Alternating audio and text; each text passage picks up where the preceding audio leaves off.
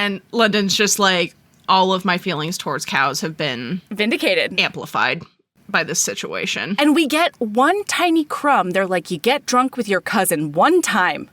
What happened there? I ask everyone. I ask you, Anita Kelly, specifically. You know what? I am adding Ask Anita Kelly about the cow to my to-do list.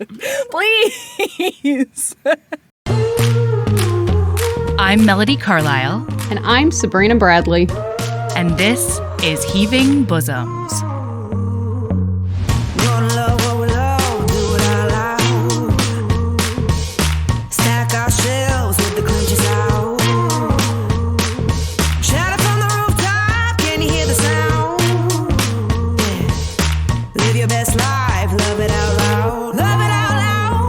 This is the podcast where best friends recap romance novels and other kissing media that makes us swoon, snark, and refills our cups.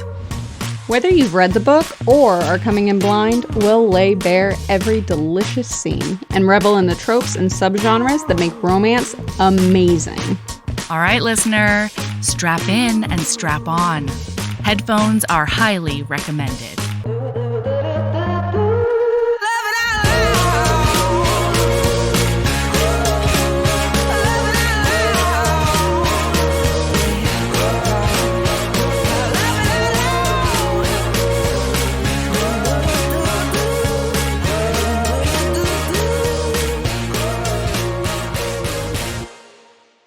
Okay, Sabrina, I have a question for you. Oh, sweet fuck. Okay. Nemesis Watch 2024. Where Nemesis is the state Watch. of your Libby? Yeah. What is the state of the second book? Watch.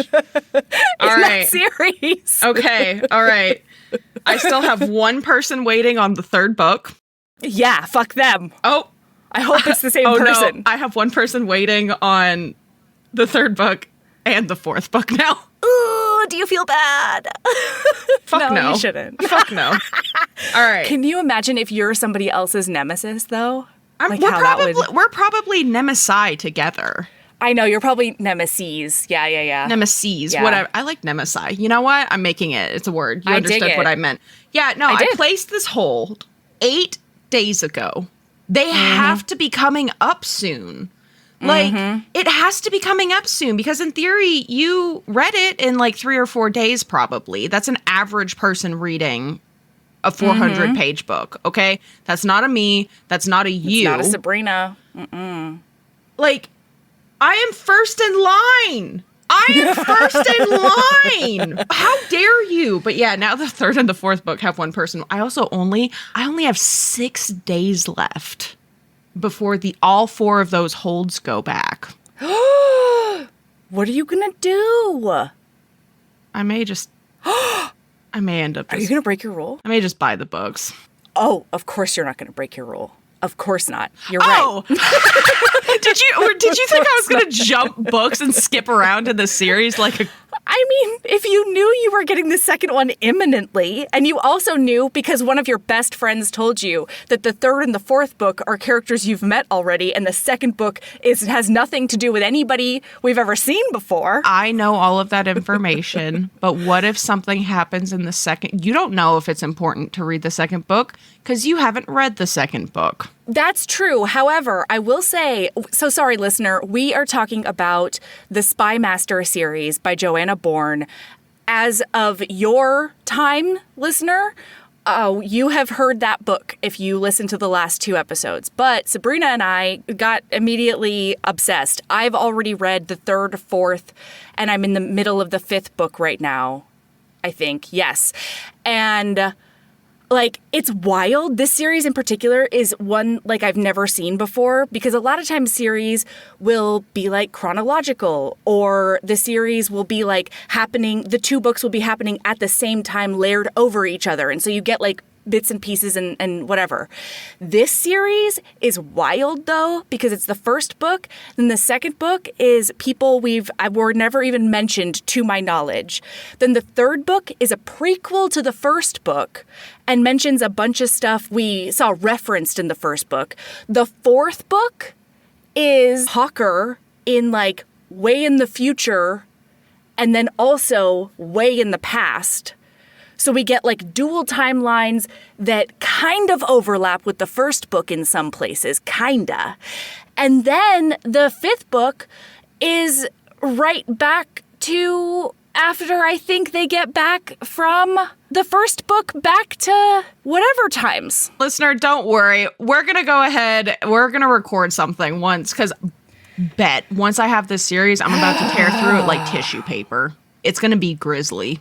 Well, and Sabrina's nemesis is kind of my nemesis too, because I can't talk about these books in any kind of satisfying way until Sabrina's done with them, which is also bullshit. Whoever it is out there, if you listen to this series, okay, and you live in Arkansas, okay, and you currently have my Lord and Spy Master sitting in your fucking loans, and you haven't returned it yet, and you have finished that book, I hope you know that Heaving Bosoms podcast has a vendetta. Has a vendetta and vendetta. How dare you? We're nemesis now. If you message me and you return it right now, which not this, we'll this be doesn't fine. Matter because this is like 4 weeks from now. No, we'll be totally fine. I'm just putting it out in the universe. If you do that, if you return it right this very second and message me to confess your sins, I'll send you Heaving Bosom stickers. Okay. This is a bribe. This is a bribe. I was just going to forgive them. You're bribing them. I'm bribing them. Absolutely. I'm bribing them right now. It's desperate over here. It's so desperate. Okay. So this week, we're doing Love and Other Disasters by Anita Kelly. Look at me, Melody, telling them the name of the book before we jump fuck in the deep end. And hell yeah. But before that, we have patrons. Yeah, damn it! One of these days we have patrons. One of these days, we're gonna do this in the proper order. No, listen, man. One of us always remembers at some point. I think it's working fine. Okay, it's fine. So everything is fine. Thank you so much to everybody who's part of the Patreon, whether you come to the live events or you only listen to the audio or you love the video that we put up along with the audio and all that kind of stuff. We are so thankful for each and every one of you. So, hey, welcome and thanks to Aaron W. and Katie K. Hello to Sophia K. and Samantha. Olivia M. and Veronica. Stephanie M. and Robin K. Emily and Riley M. Thank you so much. We appreciate you and hope that you're having fun, just like we are. Yeah. Okay, but now... Hello, everyone. Book. Melody, did you love Book? I loved it. I also loved Book. Book was fantastic. Okay. Yes. So, listener. Am I Dahlia, though, is my question to you, Sabrina. Am I Dahlia? I feel like you have Dahlia traits, yeah? To be fair, I also have Dahlia traits. Oh, yeah, you definitely do. You definitely do. This is a Dahlia-coded podcast, you know? For sure. I mean, I think, like, especially when looking back at when I was in my early and mid-20s, where she is right now, definitely. I think I'm early mid-20s? She's 28 years old. Oh, she's 28? Mm-hmm. Okay, my before kids self. Oh, okay. Like, definitely, I see a lot of myself in Dahlia. That's obviously changed since I pushed 2 humans out of my body, and now my life looks completely different. Mm-hmm. But, yeah. Especially being inside of Dahlia's head, there are a lot of times where I was like, How did you... Sometimes it was a little bit like, don't call me out like that. Have you been watching me, Anita Kelly? Where are the cameras, Anita? Tell us. Uh-huh. Mm-hmm. What kind of mad scientist technology do you have that gave you a look directly inside of my brain? From the past. Mm-hmm. How dare she? You know what I mean? Mm-hmm. Like, that's some top level, more than CIA shit right there. Mm-hmm. God, it's wizard stuff. All right, so we open up with Dahlia, and she is good at cutting onions. And this is just very important to me because that was such a beautiful note. Yes. And I love that it's bookended in like the first sentence and the last sentence. I made a note of that. Because this book ends with her cutting onions. Just now. I got too. Chills just now. It was beautiful. Okay. So she is good at cutting onions, and she is cooking right now. Well, no, she's not. No. I thought when we walk in, it's just her head. She's fixated on cutting onions and how she's like really good at it because she's currently walking on set to a reality amateur chef show, and she's having to sort of like remind herself that she can do this. Super side note. Just interestingly, I don't know when these books came out exactly, but what a niche but surprisingly common, highly specific subgenre of queer people on reality TV shows. I think absolutely. In the last 2 months, we've done 2 books on it. Are there more reality TV show queer books? Because like... Mangoes and Mistletoe by Adriana Herrera is one. It's a baking show. Oh, it's a sapphic book that we did forever I know ago. exactly what book you're talking about. Huh. Yeah. That's one I can think of off the top of my head. But I just think that if you are especially, like if you're a person and you are looking for a partner or partners, what we've learned in the last couple of months is like maybe try going on a reality show, especially if you're queer. Yeah. That's the secret. That like all of you queer folks out there that get rid of the dating apps, okay? Yeah, get rid of the dating app, go out for a reality TV show. Like, this is it. This is how you find the love of your life. That's what we learned. Yeah, so she's walking onto the set of Chef's Special, which is a cooking show. And we don't need to dig in and describe it because it's basically like every other cooking show. Literally everyone. For amateurs. Yeah. And then she bumps into somebody. And it's a adorable, taller than her. Tall. Not that's hard because apparently she's very tiny. She's like 5 foot nothing. Yeah.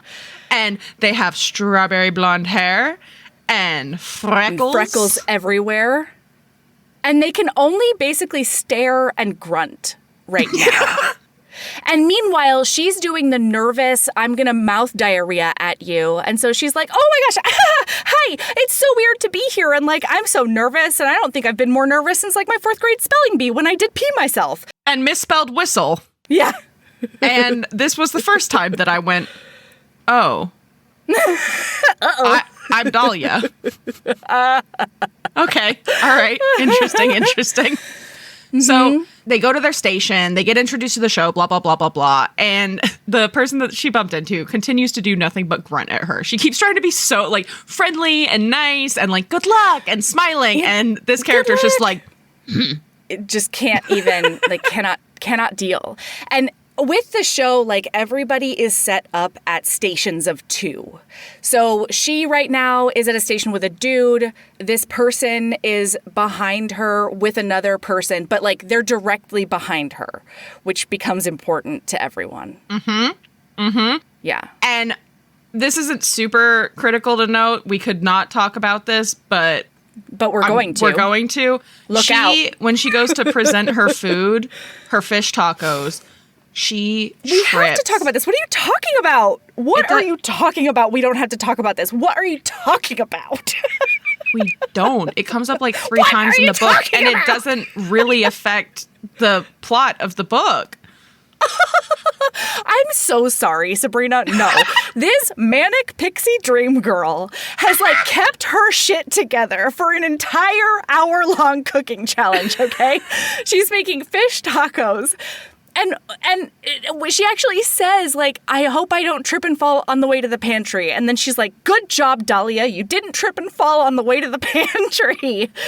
And then when she's going around to, like, actually shove the food in the judges' mouths, that's when she trips and kersplats fish all tacos over the everywhere. Floor. There's, like, purple cabbage all over the fucking place. She's got crema on her face.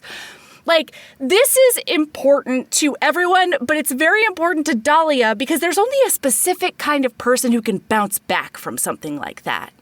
You know what I mean? Yes. And Dahlia's that person. And everybody forgives her because she's just the right amount of shit show. Friendly shit show. Yes. And this is when I realized I wasn't a Dahlia. because I would not have recovered. Because you would have curled into a ball. Yeah, I would have curled into, and they'd be like, Sabrina, and I just would have been like catatonic on the floor. I just wouldn't be responsive. They'd be like, medic, I'm fine. Yeah, but medic. So then we go to the next chapter, and London is sitting at the hotel bar, and they just want like one moment of peace and quiet. God damn it. Can they just drink their bourbon and have everyone leave them alone? And Dahlia said, absolutely, you cannot fucking do that, because she rolls up. And so London, we're in London's point of view. Dahlia. I never would have done this. So London is sitting there thinking about Dahlia because of her hair, her big, long, luscious black hair. And they were just so distracted by it. They were distracted by Dahlia. Well, and they've got very short hair. And understandably, they're like, this is unhygienic. Are they going to make this bitch put up her hair or what? Because otherwise, they're just going to keep on. It's going to be like one of those magician tricks with the tied together handkerchiefs, pulling out this thing. It's just hair out of your mouth if she continues with her bullshit. And then they realize, yes, she does put up her hair. She's going to do that. And also, now that we're in London's point of view, London was doing nothing but grunting earlier, but they did in fact think that Dahlia's rambling was like super adorable, but they're also very, very harried, but pun unintended. Very harried by the fact that Dahlia is like all over the place. And so she shows up and immediately starts rambling again. And she throws her purse down and she's like, why do you do nothing? She comes in hot. She's like, why do you do nothing but grunt at me? What did I do to you? Why do you not like me? Blah, blah. And London is just staring at her like, what the hell? And then they've barely said anything. And then Dahlia is like, I'll take a bourbon too, order some chips and salsa, finishes her bourbon. The waitress shows back up. She orders another. And before the waitress can bring back her new bourbon, takes a sip of London's bourbon and then eats some chips and salsa. And then the waitress brings back her new bourbon. And London this entire time is just like staring at her slack-jawed.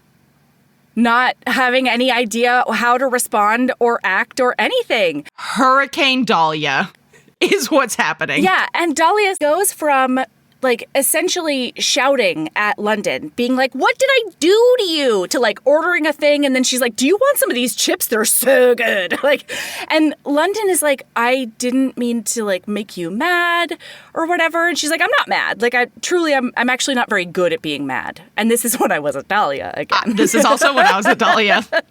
I'm not super great at staying mad. Nope. The minute I have said my piece, it's gone. Yeah. Yep. Absolutely. Which makes it really challenging when somebody else wants to, like, after I've said my piece, they're like, all right, well, now we're fighting. And I'm like, but why? Why are we fighting? Yeah. Or if enough time goes by and I've literally forgotten why we were fighting. That too. Or that's a problem. I just process it on my own and then it's just done. Yep. Or this is the most toxic version of this. Ooh, tell me everything. Or I'll... Please hold. Listener, I can just see her lips moving, and she's saying, stop it! Can you hear them? I mean, I bet it sounds like they're taking over the world, because that is their MO. Yeah. Have they made themselves, like, cozy supervillain leotards yet? Because I feel like that needs to be the next step in their master plan. Oh my God, have I told you my plan for the dogs? No. Christmas beignet. Yeah, go ahead. And gumbo. I really want to start getting professional Christmas photos taken for Christmas cards with all of us in matching sweaters. I'm all about it. Yeah. No, they don't have leotards yet, mostly because I don't let them at the sewing machine. They're going to get there at some point, you know. They really are. Frankly, if they want to start a side business sewing supervillain leotards, I am all for it. They are more than welcome to start paying rent. You know what? One of my favorite things about you, Sabrina, is your eternal optimism. Because my scenario was that your dogs are going to make themselves supervillain costumes so that they can enact the next part of their plan. And yours is, I bet they would just think about me and they would start a business and then they would pay rent. No. I'm going to be really honest with you. You know, how, like, I'm trying to think of an example of really any supervillain from, like, millennial TV shows where they're just completely inept and incapable of actually enacting their plans. My dogs share a single brain cell, and it just kind of pings between them. They wouldn't even get to the point of meeting the superhero because it would all fall apart long before then. No, I'm telling you, I feel like I've said this to you before, but it's like Pinky and the Brain, except it's only 3 brains. I mean, pinkies. It's all pinkies. Yeah. Yeah. This is a pinky heavy household for sure. And I am including myself in that, okay? I have my brain moments, but like there's a lot of pinky up in here, okay? So anyway, maybe that's what they're doing. So they're practicing their fight scenes. Mm-hmm.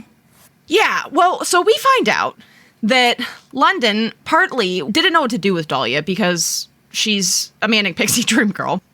Right. But also, they've had a really bad 24 hours because there was a meet and greet the night before where all of the contestants met.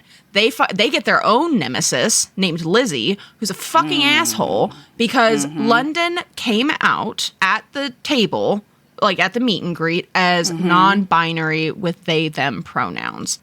Right. For the most part, everybody was totally chill with it. There's another lesbian named Kath, whom I'm obsessed with.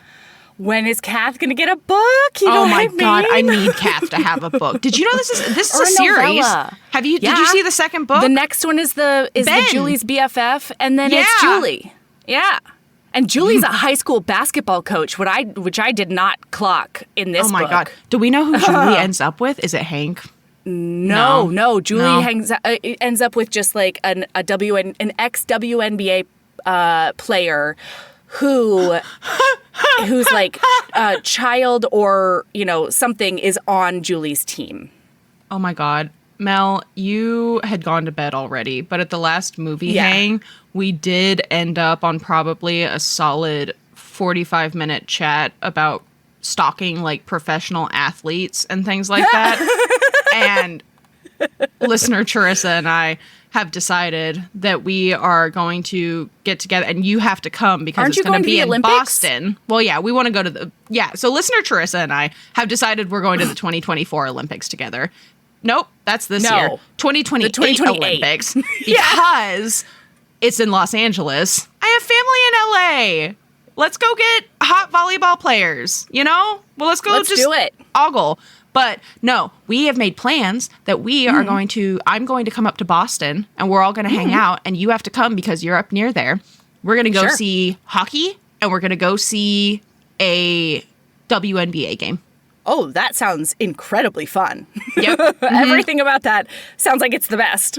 So anyway, so we've decided that we're doing that, and you have to come too. So I'm into it. I'll take the train up. HB meetup in Massachusetts to see the Suns and... Yeah, TBA, y'all. Or the Bruins of some kind of something. Can you imagine if we went to both of those games and we just like purchased like in bulk like 50 tickets and it's just like 50 HBs.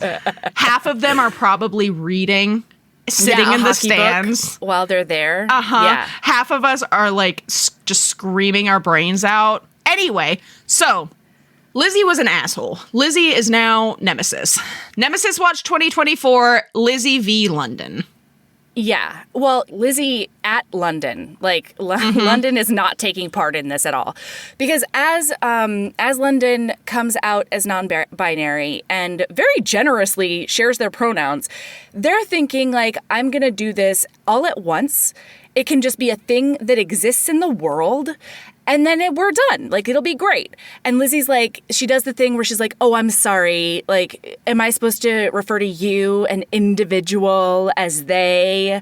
And she's just like, yes. Guess what, bitch? You already do it when you talk about a single person that you don't know their fucking gender and their pronoun presentation. Everybody Lizzie surely does not. Naturally. What, you think Lizzie that you think she just defaults to, like, if they don't know who somebody is talking about, they just default to he or she? They just choose. Whatever they're feeling at the time, they choose. There's never a moment when Lizzie would say they.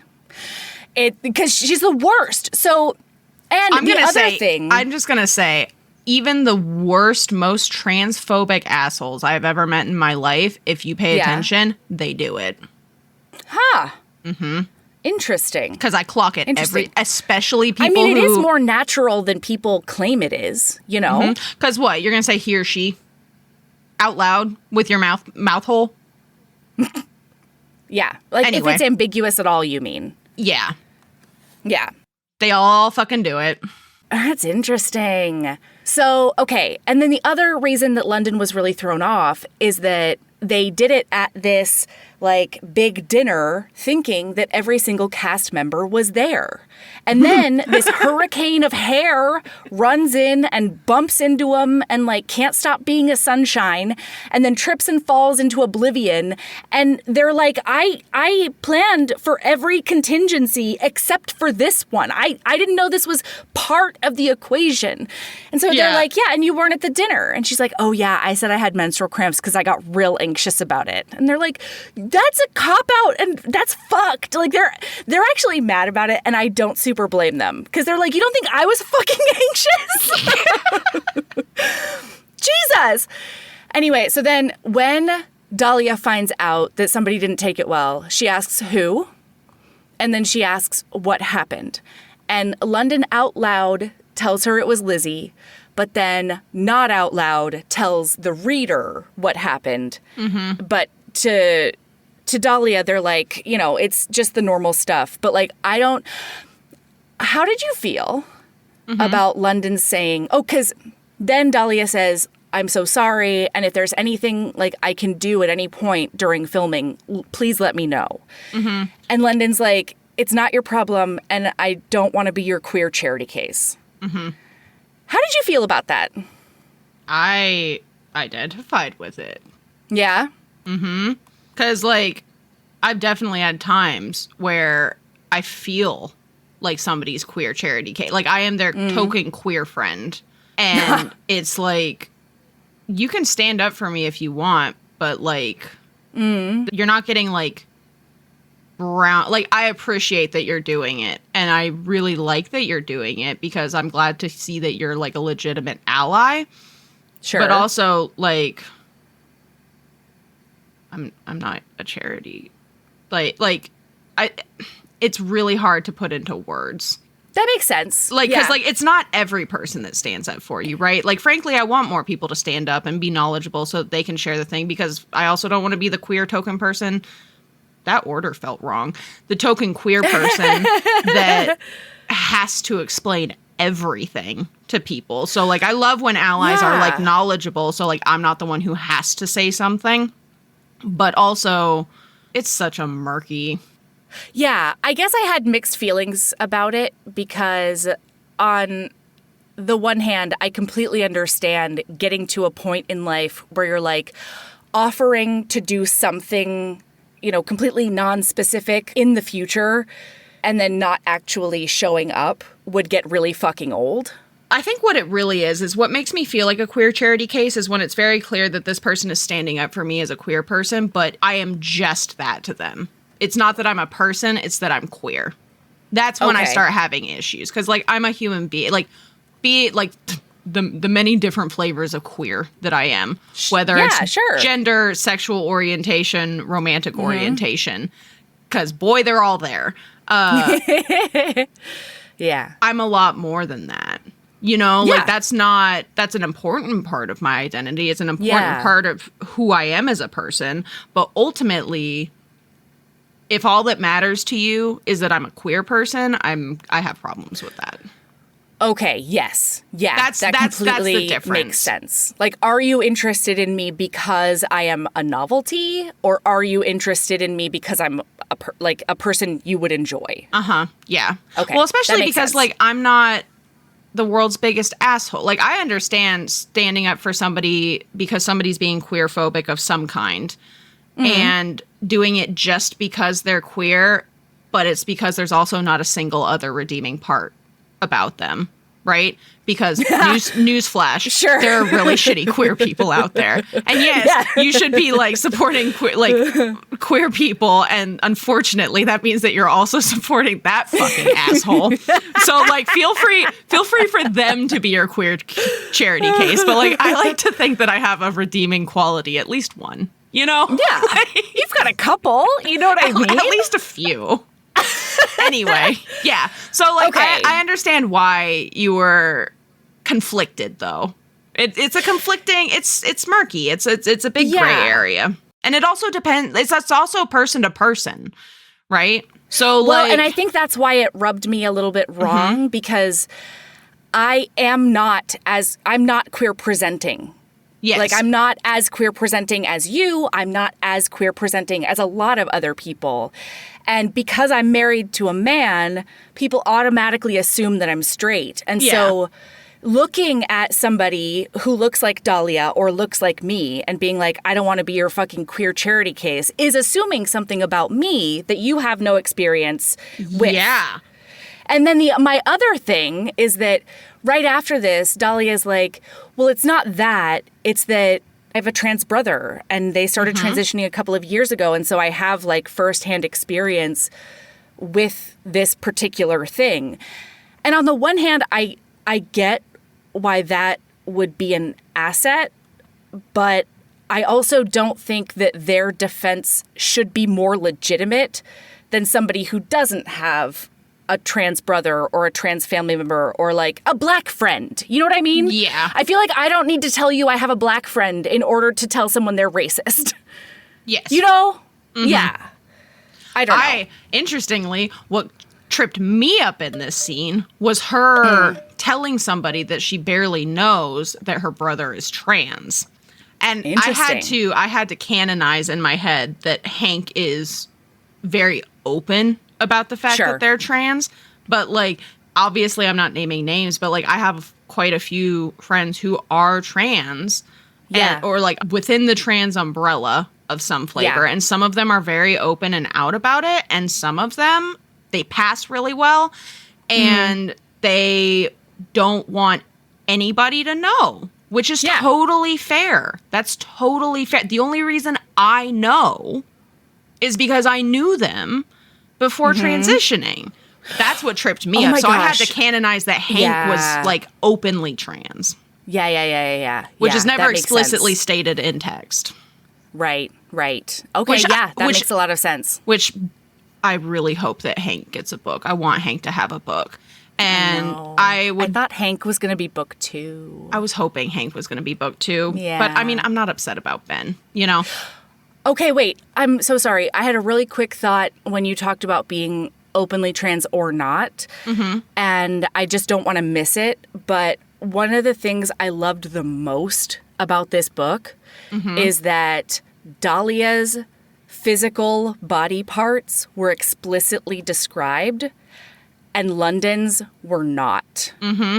It was incredible. It is only stated one time in text clearly what London's birth gender was. It was only stated explicitly one time in text. I guess that's not true. It's stated well, you know, we don't need to touch on it then. It's stated implicitly quite a bit. Well, it is stated really because London comments about how they just thought that they were a weird straight girl growing up. And then it's also commented on when they have a conversation with their dad. And he's like, so, like, what? Are you a lesbian now? And stuff like that. So, like, it's really only twice in this book that it's explicit. And maybe 3 times because the mom says the dad really likes talking about his girls. My girls. Yeah. So 3 times. Yeah. It was wonderful. I loved it because I fucking loved it on principle because unless you're really comfortable with, you know, being out or like not out, but like unless you're really comfortable or it's just taken as, you know, it's just assumed because of your presentation, nobody has a right to know what you look like under your clothes unless you want them to. Because guess what? It doesn't fucking affect you. It doesn't fucking matter. Yes. And trans people deal with that all the fucking time. And then one other thing that was really fucking beautiful was the first time that they have sex in this book. And I wish this is not just for people who are trans, right? I wish this was a question that everybody asked everybody, regardless of gender, regardless, like whatever. Is Dahlia before she just jumps right in and says, are there any parts of you that you don't want me to touch? Yeah. And it was or like refer to. It was really, you know that this is like a beautiful thing about Dahlia. This is just who she is as a person. She's just very thoughtful because she's never been with anybody but a man. Right. Ever. Her first kiss, her first time having sex, like she's never been with anybody except for him. And the fact that without having had a queer person or a trans person in her past be like, I don't want, like, without a history. Without an explicitly sexual history. Yes, that would have made this something that education. Exactly. Those are the words I was looking for. It was just really beautiful. This book is just so thoughtful when it comes to gender. Y'all, it is so thoughtful that, like, at one point, somebody misgenders another person in dialogue, and it's in Dahlia's head, and it says, like, something, they, whatever, except she didn't say they. Like, she doesn't even say it in the person's actual text. And I fucking loved it. Sorry, everybody. I loved it. Okay. This was really wonderful because I've definitely, like, I'm not going to say that I've read flops when it comes to non-binary characters, but I've read flops. You know what I mean? There's a clumsy book in every subgenre or about anything. Exactly. You know? And, like, to the point where, like, I don't have that book in my tag for non-binary because I was like, this is not something, if somebody's looking for a character that's non-binary in a book, I don't even want, because, like, there's plenty of books in my tags that, like, I didn't really like the book, right? But if somebody is looking for that thing, maybe they will. And that one I was like, I'm not even willing to put it. And, like, I'm not going to, like, shit on the book. I enjoyed the book, but, like, it's not. No, it's not something you want to recommend because it doesn't do the thing you want it to do well. Justice. Yeah. Yeah. So, okay, they keep having these talks, and then Dahlia finally is like, bye. I'm sorry for fucking up your whole night. I recognize I just did that, and so I'm gonna fuck off now. And London's like, okay, ? She just rolls in like a hurricane and rolls right back, causes a lot of destruction, and then rolls right back out. I hope you have Dahlia insurance, London, already, because if not, that premium's about to go up. For sure. Yeah. Hey, HBs. There is a must-read romantic historical fantasy novel coming out this month. It's called A Rose by Any Other Name by Mary McMine. And in a starred review, Booklist said it was a fascinating fictional exposé with a touch of mysticism and an LGBTQ twist. From the author of the Book of Gothel comes the lush, magical story behind Shakespeare's sonnets, as told by one of his most famous subjects, the incendiary and mysterious Dark Lady.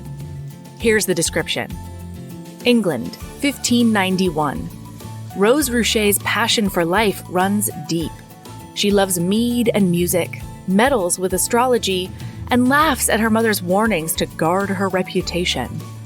When Rose's father dies and a noble accuses her and her dear friend Cecily of witchcraft, they flee to the household of respected alchemists in London.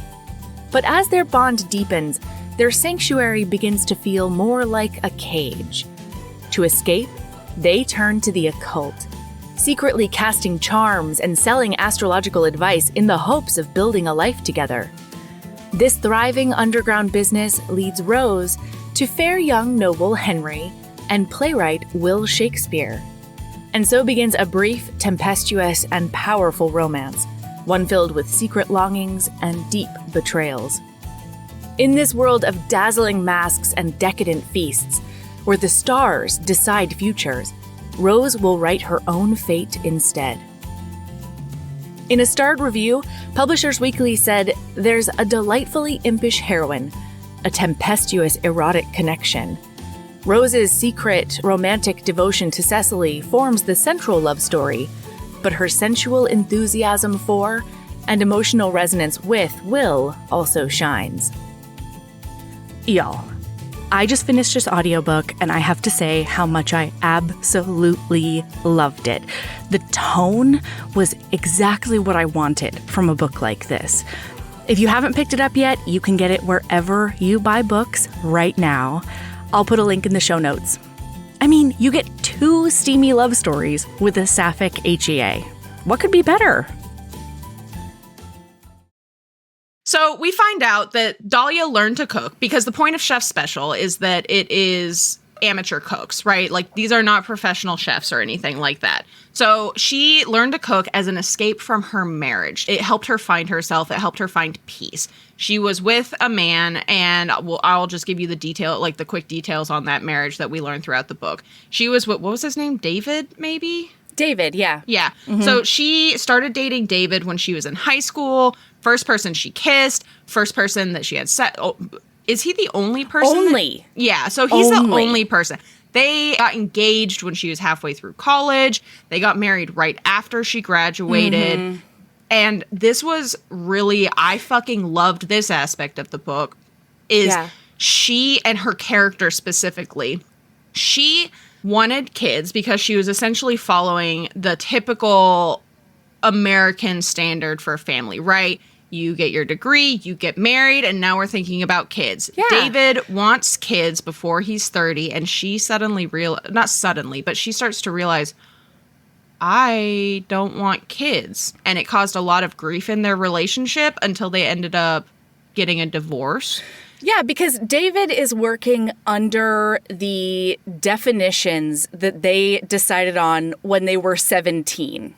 Yeah. Like, they haven't really had the conversation since she was around 17. And yeah, you think a lot of things when you're 17 that once you get out in the world, you're like, oh God, no, absolutely not. That's bananas. I would never do that. Yeah. And that's sort of how she feels about kids. She's like, I might someday, but he was very like, you do this, you do that, you do this, you do that, you do this. And then right now we're at the kids stage. So let's do it. He's hitting all of the white picket fence American ideals for having a family, basically. Yeah.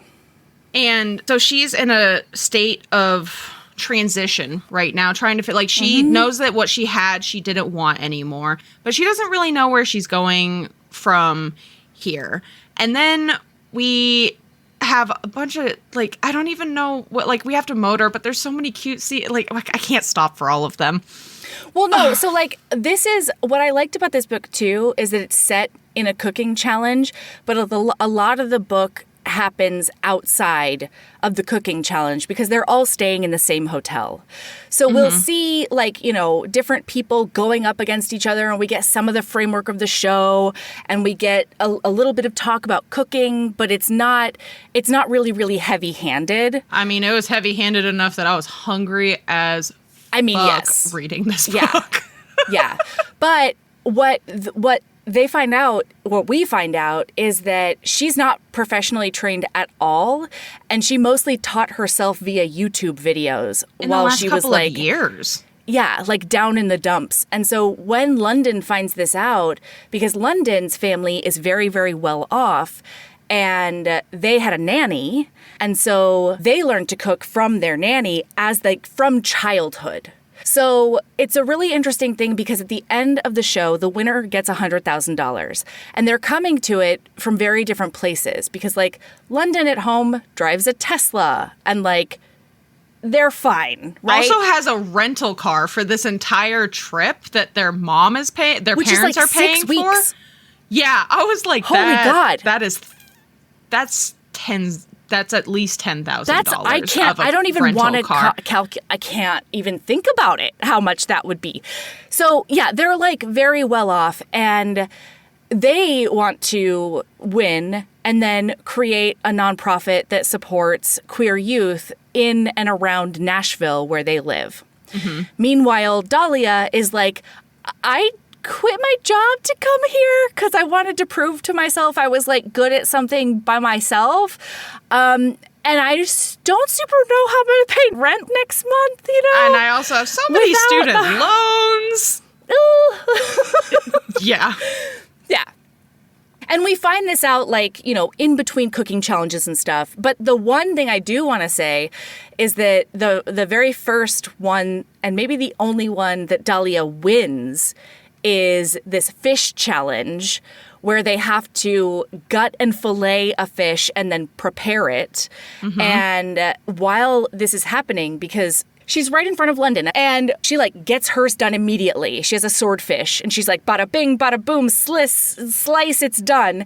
Sliss. And then she's helping, then she's helping her table mate with this catfish. And after they've, like, you know, decapitated it or whatever, she's, like, you know, doing catfish impressions with, like, the whiskers and stuff. Uh-huh. Like, she's just up there playing. And London finds the whole thing very charming, and also has a competency boner. And boy, do they cut the shit out of their hand. And then Dahlia immediately is just, like, right there. She's got her apron all around this cut, and one of the hosts comes over and they're like, stop doing that. You're going to ruin your beautiful yellow apron. And she's like, what? Whatever, man. Like, that doesn't matter. Uh-huh. And then it's so cute. Yeah, because, like, from get-go, London is into Dahlia. Like, that's why they're finding Dahlia so distracting. Every time their skin touches, they get, like, flutters. Like, it's a whole thing. That's why their hair was so irritating at first. Or her hair was so irritating at first. It's a big swoon. London is such a huge swoon. And so we also find out that London came out as non-binary 3 years ago. So they're 26 years old. They came out at 23. And they haven't been with anybody or dated since they came out. And that's important for later times. Yes. Should we go to the bar mitzvah? Yes. So this is their first real world challenge, and they are at a bar mitzvah. And oh my God, fuck that guy. There's a dude that guy. who, what's his name? Jeremy? I don't know. It doesn't really matter. Jeffrey. And he is the one who is put in charge of their little group, because there's two groups, and they each have to do, like, an appetizer, an entree, and a dessert. And even though she's the fish queen, he's like, you're on hummus, you're on appetizers. And she's like, well, fine, fuck you. I'm going to make the best goddamn hummus I've ever made. And London is like, I'm sorry, record scratch. She just won fish stuff. Like, we're preparing salmon for the entree. What are we doing here? And he's like, well, she's also the one who tripped and fell on her face in front of everybody. So, like, no, we're not doing that. And then Jeffrey decides that London is going to be desserts. So they go off to, like, the very back table, which I thought was hilarious, because in the book it's like they go off to the back tables as if they're, like, claiming the most rear seats in a bus. You know, like when you're a cool kid and you're like, oh, I gotta be way at the back of the bus. I was never at the way back of the bus ever in my life. I also didn't find it comfy. I liked being right where the shocks were, so that, like, I had the smoothest ride, because I'm a bus napper. I'm a bus napper for sure. For sure. So, like, I want the smoothest ride possible, so I can just knock my head up against that window and just, like, honk, me. Yeah. Me. So they end up at the table together, and as they're working, Jeffrey's coming over to, like, micromanage, and London starts being like, well, we've got a lot of tools here that I bet we could torture him with if we really wanted to. And so then they start this game about how to torture Jeffrey with, like, different foodstuffs that they have around. And meanwhile, they just naturally start helping each other with the other one's dishes without even really thinking about it. And they're, like, standing so close. We don't know this yet, but they're, like, standing so close, we find out later when somebody watches the show. And then they end up getting fussed notices, because apparently they're mic'd, and so the producers and judges can hear everything that they're saying. They're like, what if we just, like, took nuts to his nutsack? Just all sorts of fucked up stuff, and it's adorable. And then, of course, the fish, they end up losing that real world challenge because the other people completely fucked up the salmon. It's overcooked and rubbery, which, like, been there, done that. Then they, on the bus ride home, London's like, I had a really good time cooking with you. We work really well together. And Dahlia's like, yeah, because she's just a little bright ray of sunshine.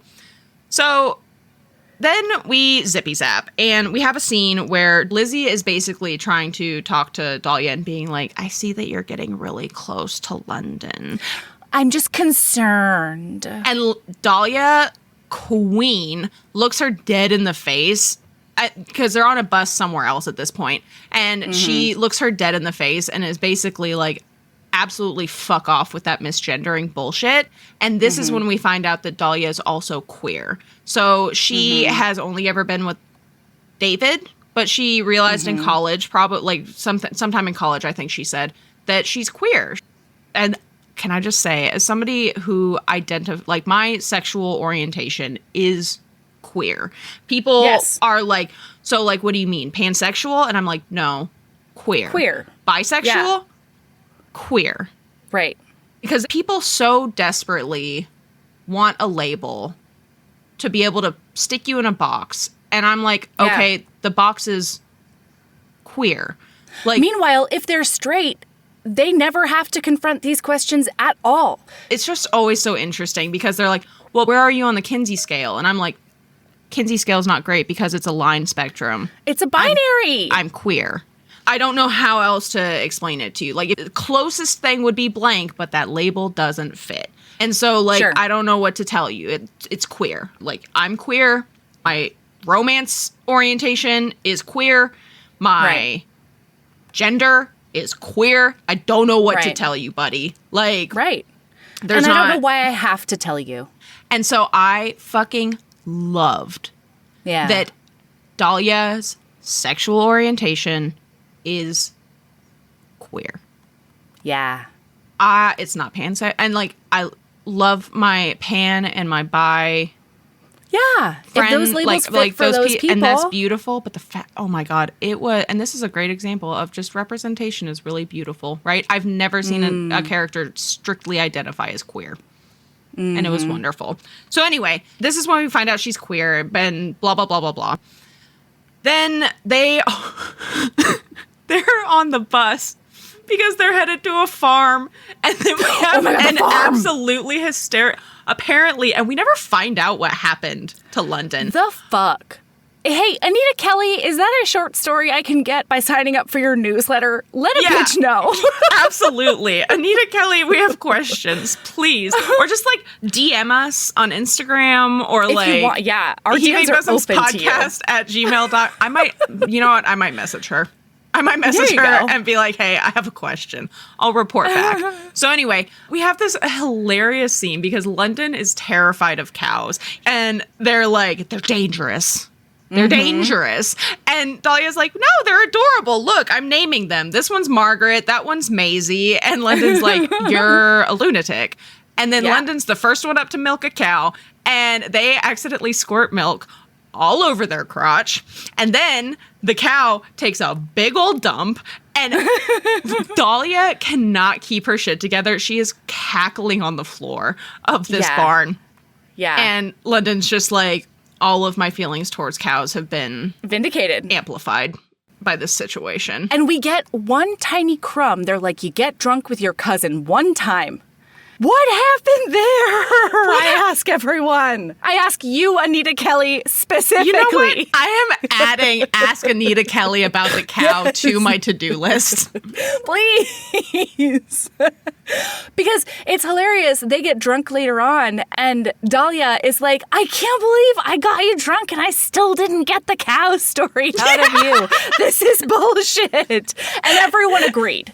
As reader, I agreed. It's all bullshit. Oh, man. It was hilarious. Oh, gosh. So then we zippy zap, and London runs into Dahlia in the hotel lobby when they go to get snacks, and they realize that Dahlia has been crying, and they get snacks together, and then London looks Dahlia dead in the face and goes, there's a wedding in the hotel. Let's crash it.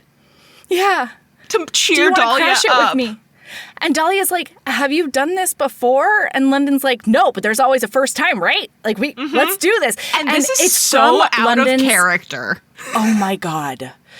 It's so out of character, and it's from London's point of view, and they are baffled as to why they want to bend over backwards to make sure Dahlia feels better.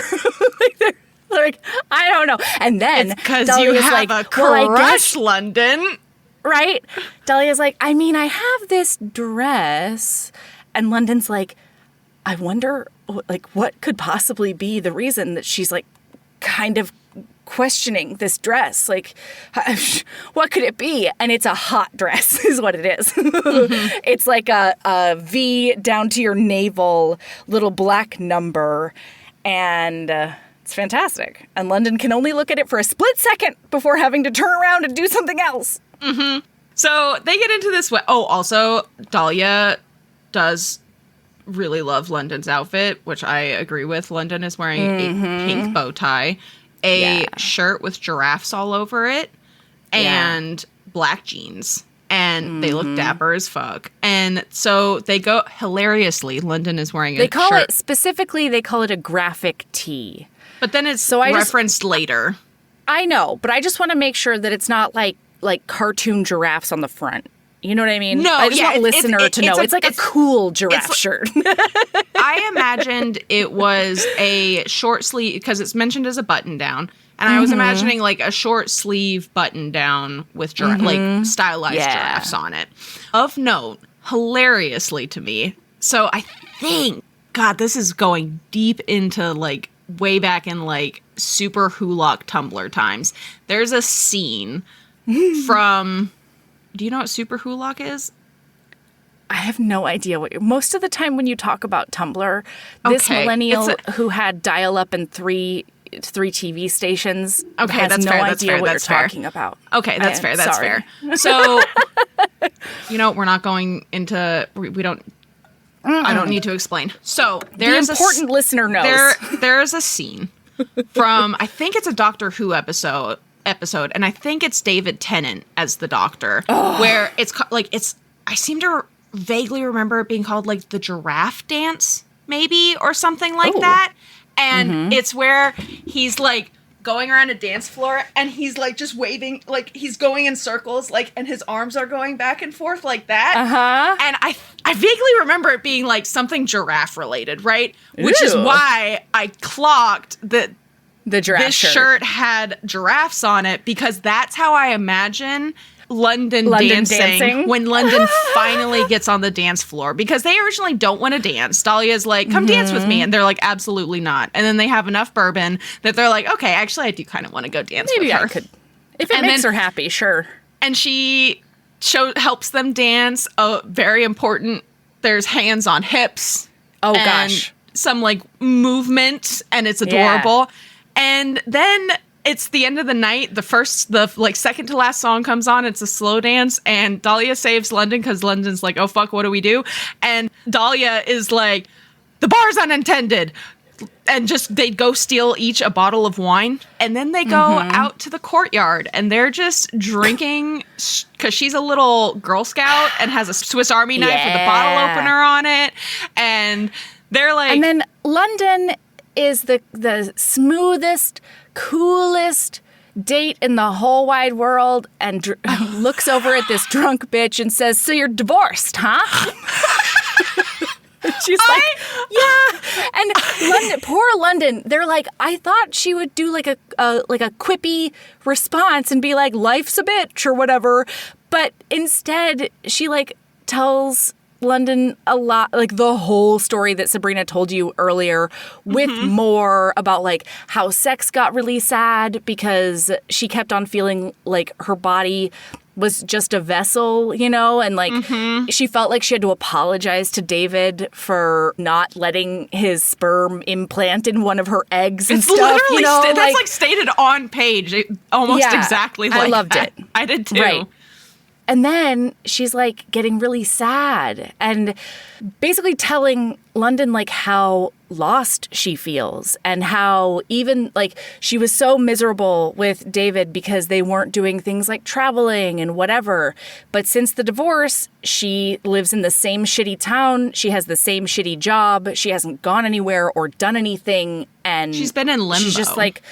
Yeah, she's like, I ruined this person's entire fucking life and I haven't even done anything to make myself happy, basically, you know? So London feels like shit because they made her cry. And then they both switch topics, and now they're talking about food. They have this is very important for later in the book, they have a whole conversation about how much London loves barbecue. And then Dahlia asks them what their favorite sad food is. And London what's your comfort food? Yeah, like, and London says roasted Brussels sprouts. And she's like, unacceptable. Absolutely not. No. Absolutely not. What the fuck is your issue? Mine is Rice Krispie treats. You're a monster, basically. Right. So then they're about to they head upstairs and she stands up and suddenly realizes, which been there, done this. She was fine, and then she stood up and went, I'm drunk. I'm Hammertown, turns out. Yeah. And so they're leaning on, she's leaning on London. And they're helping her. They run into Barbara, who's a grandma contestant on the show. And she, oh my God, I felt this was a Dahlia moment. She goes up and like sits down next to Barbara and like leans on her. And she's an adorable little hot mess. And then she's like, I wish you could be my mom, one that actually likes me. And like both and Barbara's like, we have nope. Oh, it's that time of night, is it? I think you need to go to bed because I am a very wise Iowa grandmother. And like before Dahlia does all of this, I just loved this because and London clocks it, which is, what makes it extra special. But she's drunk as shit, sits down on this couch with Barbara, and she's like, are you knitting that for one of your grandkids? Like, is it Ethan or Samuel or whatever? And Barbara's like, it's actually this other kid, but thank you so much. And London's just like, she already knows this lady's grandkids' names. And then she says you could be a mom who likes me comment. And everybody's like, what?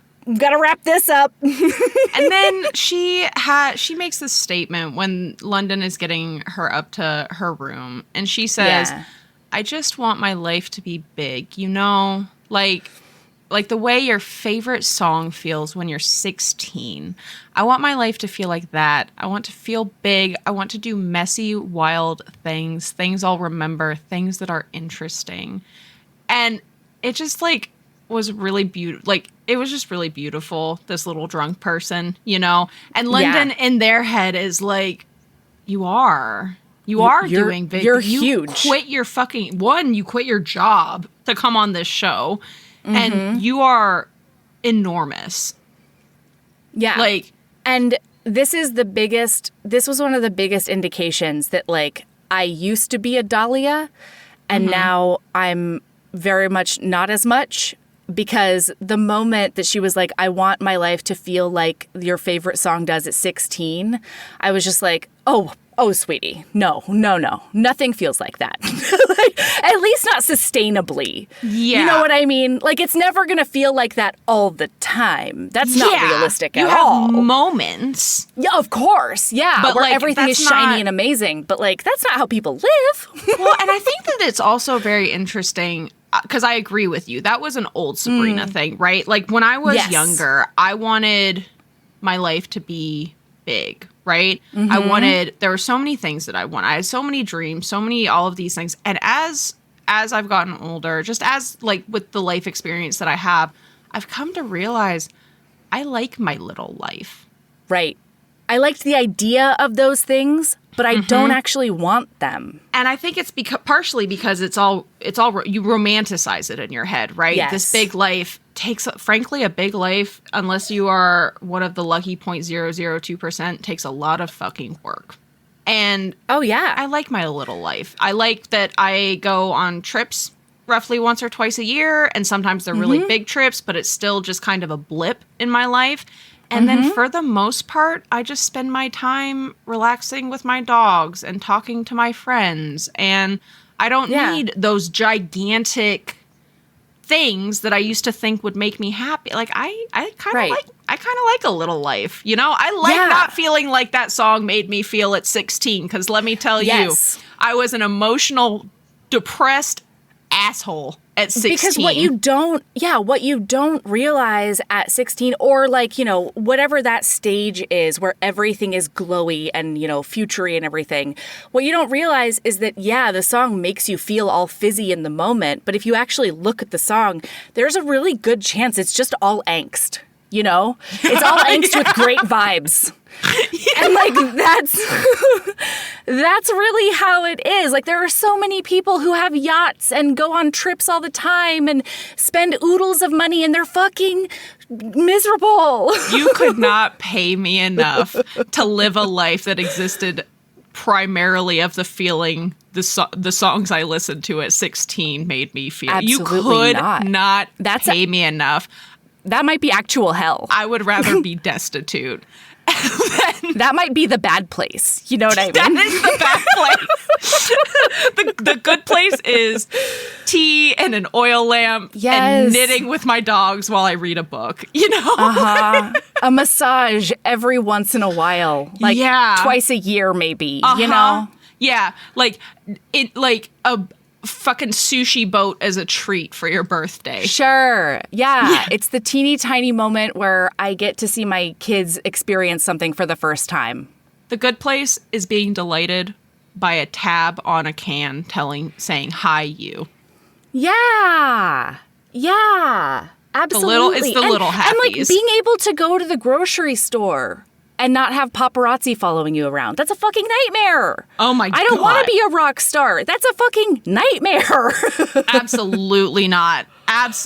No, I'm not interested. Paparazzi, frankly, Mel, can you imagine? We would quit. The podcast would be over if we ended up with paparazzi. No, absolutely not. We'd be done. We like having listeners come up and be like, hey, I recognize you. We do not. But if Us Magazine is involved, fuck not interested. That noise. Not interested. Not even close. Yeah, I would be okay with being in 15 podcasts that you should check out. Yeah. That's on like page 42. I'd be okay with that. But like, if I end up on the cover of a magazine, I have flown too close to the sun, and I need to back the fuck off because I don't want it. If I end up on the cover of a magazine, it's going to be with one of those pictures where I roll out of bed and go to the grocery store and people are wondering if I've fallen off the wagon. You know what I mean? Like, that's the only scenario. Or, like, fucking beach pictures with, like, where did these rolls come from? And why is it all business? Like, is she pregnant? They said to Kelly Clarkson all the time, like, get out of here. I do not want this. That's accurate. So she is back at her room, and this was just really important to me because she starts to go into her room, and then she closes the door, but then she pulls it back open, and she looks back at London, and she's like, I like making you laugh. Your eyes disappear in your face and does this thing. And then she makes like a movement with her hand. And London has no idea what she means by it. No. But they realize that they don't need to understand what she's trying to say because they're just happy that their face makes her face look like that. And then, of course, we get the number exchange because London is like, I'm going to give you my number. And then they text themselves so that they can check on her the next morning to make sure that she isn't dead from alcohol poisoning. You're Hammertown, ma'am. We got to make sure everything's okay. And then one of the truest sentences that ever has been written in a book is that the next day, Dahlia wakes up with the alcohol blues. Yeah. Oh, my God. And so she doesn't remember all of the night before, but like it keeps coming back. And she's like horrified. She's certain that all of her snippets of memory are like the prelude to the most embarrassing experience she'll ever have in her life. She has some real bad hangxiety, is what she has. Absolutely. And she can't stop thinking about London and how cute they were and thoughtful and what a good listener as her memories are coming back from the evening before. And then she can imagine London winning at the end, but she cannot see herself in her own dream of this. And it made me so sad. And then she runs into Barbara again.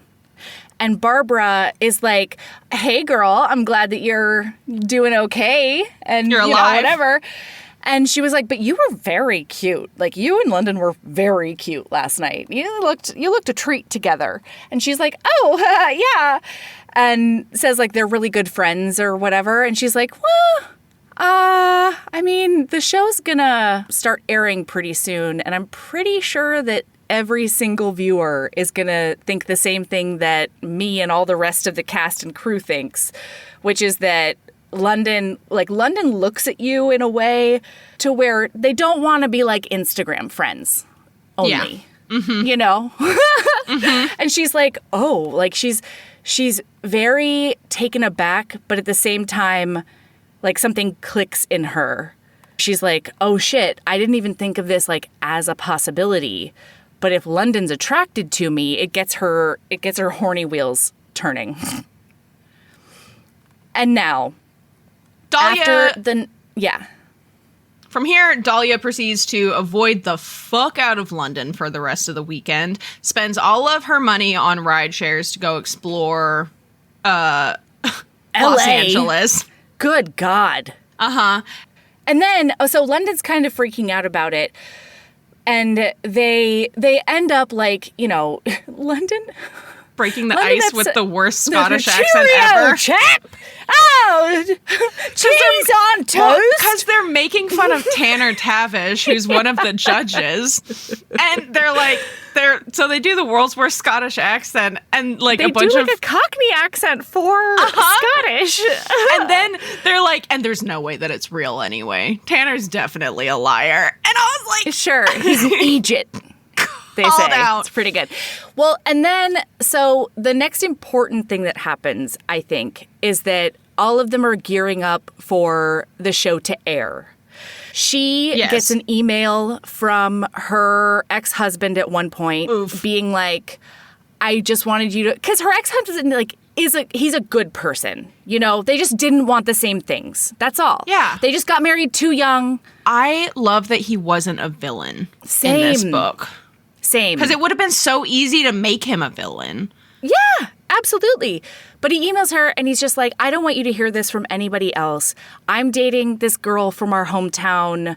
I hope you're doing really well on the show and don't feel like you have to respond to this. Okay, thanks, bye. And then meanwhile, London is talking to their sister, their twin sister, Julie. And they're like, I have to bite the bullet and call our dad and tell him that I'm going to be out as non-binary on the show. And Julie's like, yeah, I really think you should, you know, probably, like, he should know before mom has her giant watch party. That would be good, I think. And London ends up not calling him, but texting instead. And then all they get back from him is okay. Just those two letters. So we find out that when London came out, their dad was not cool with it, right? So they have, he has refused to use the correct pronouns on purpose for the last 3 years. The dad keeps saying that, like, it's a phase. It's a phase, and, like, you just want to be different, and you'll come to your senses at some point. Yeah, and this was, so I just highlighted this quote because this is where we get a really good, this is where we get our probably most intense internal look from London into their own gender, right? Yeah. And their journey through all of that. And it hit me really hard because, like, I identify as genderqueer, right? And so, like, that's under the transgender umbrella because the transgender umbrella is just anybody who does not identify with their gender and their sex at birth. Don't. That's something that this book taught me, actually, because I didn't realize that non-binary was under the same trans umbrella. I didn't realize they were considered like a version of trans, right? Yeah. I didn't realize that. And London says they had settled on non-binary feeling right for them, even though they knew others like them had their own names that felt right to their own experiences. And that was comforting too. That each person could choose what brought them closest to belonging, the power in that. Knowing that one day people might discover even better words for it. That there was only ever freedom in continuing to find new names for who we were, who we could be. And that hit me really hard because there's, even within the queer community, a lot of people have a lot of pushback when new terms are introduced. Because it's like, well, what was wrong with the old terms? Like, why do you have to go so specific? Like, because like gray romantic, demi-romantic, demisexual, sapiosexual, like all of these terms. And those are just like some of the more common ones because they get really, really specific, right? Yeah. So this just hit me really hard specifically because I use the term queer for my sexual orientation. I use the term genderqueer for my gender orientation because none of the terms that I've found feel fit. Right. Yeah. They just don't fit quite right. Like there's a lot of them that are close. Right. But it's just not quite right. And so it's cool to think that maybe someday I'm not going to do it. I don't care enough to do it. I'm fine with queer and genderqueer. But it's cool to think that there might be somebody else out there that one day is like, you know what? I want a term that describes this exact thing. And it's the exact way I feel. And it's probably the exact way that other people out there feel, just statistically. Right. Because that's how you find community, right? When you have these super specific things. Mm-hmm.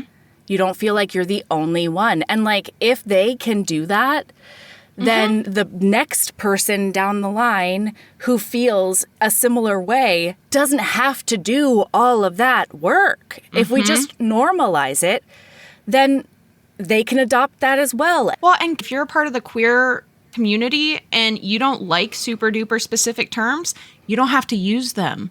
No. You can literally just be gay.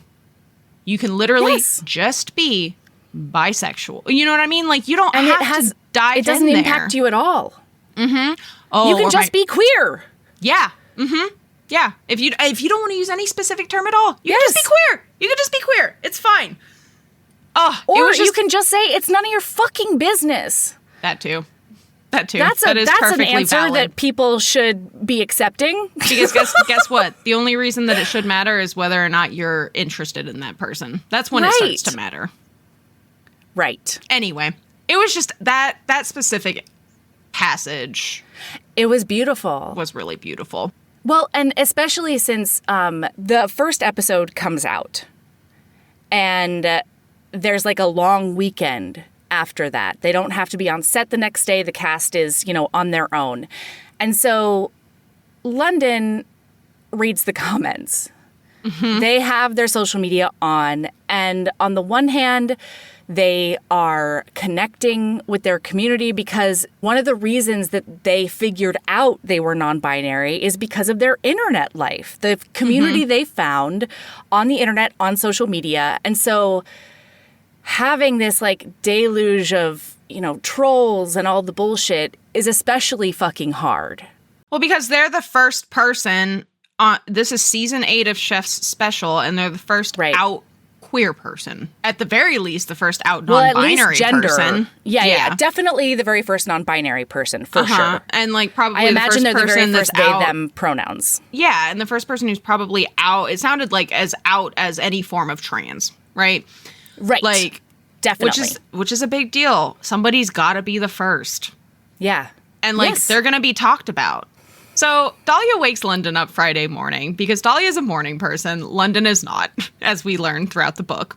And they are like, do you want to go to the beach? We can rent a car. And this is when we find out that London has rented a car and has had a rental for this entire time.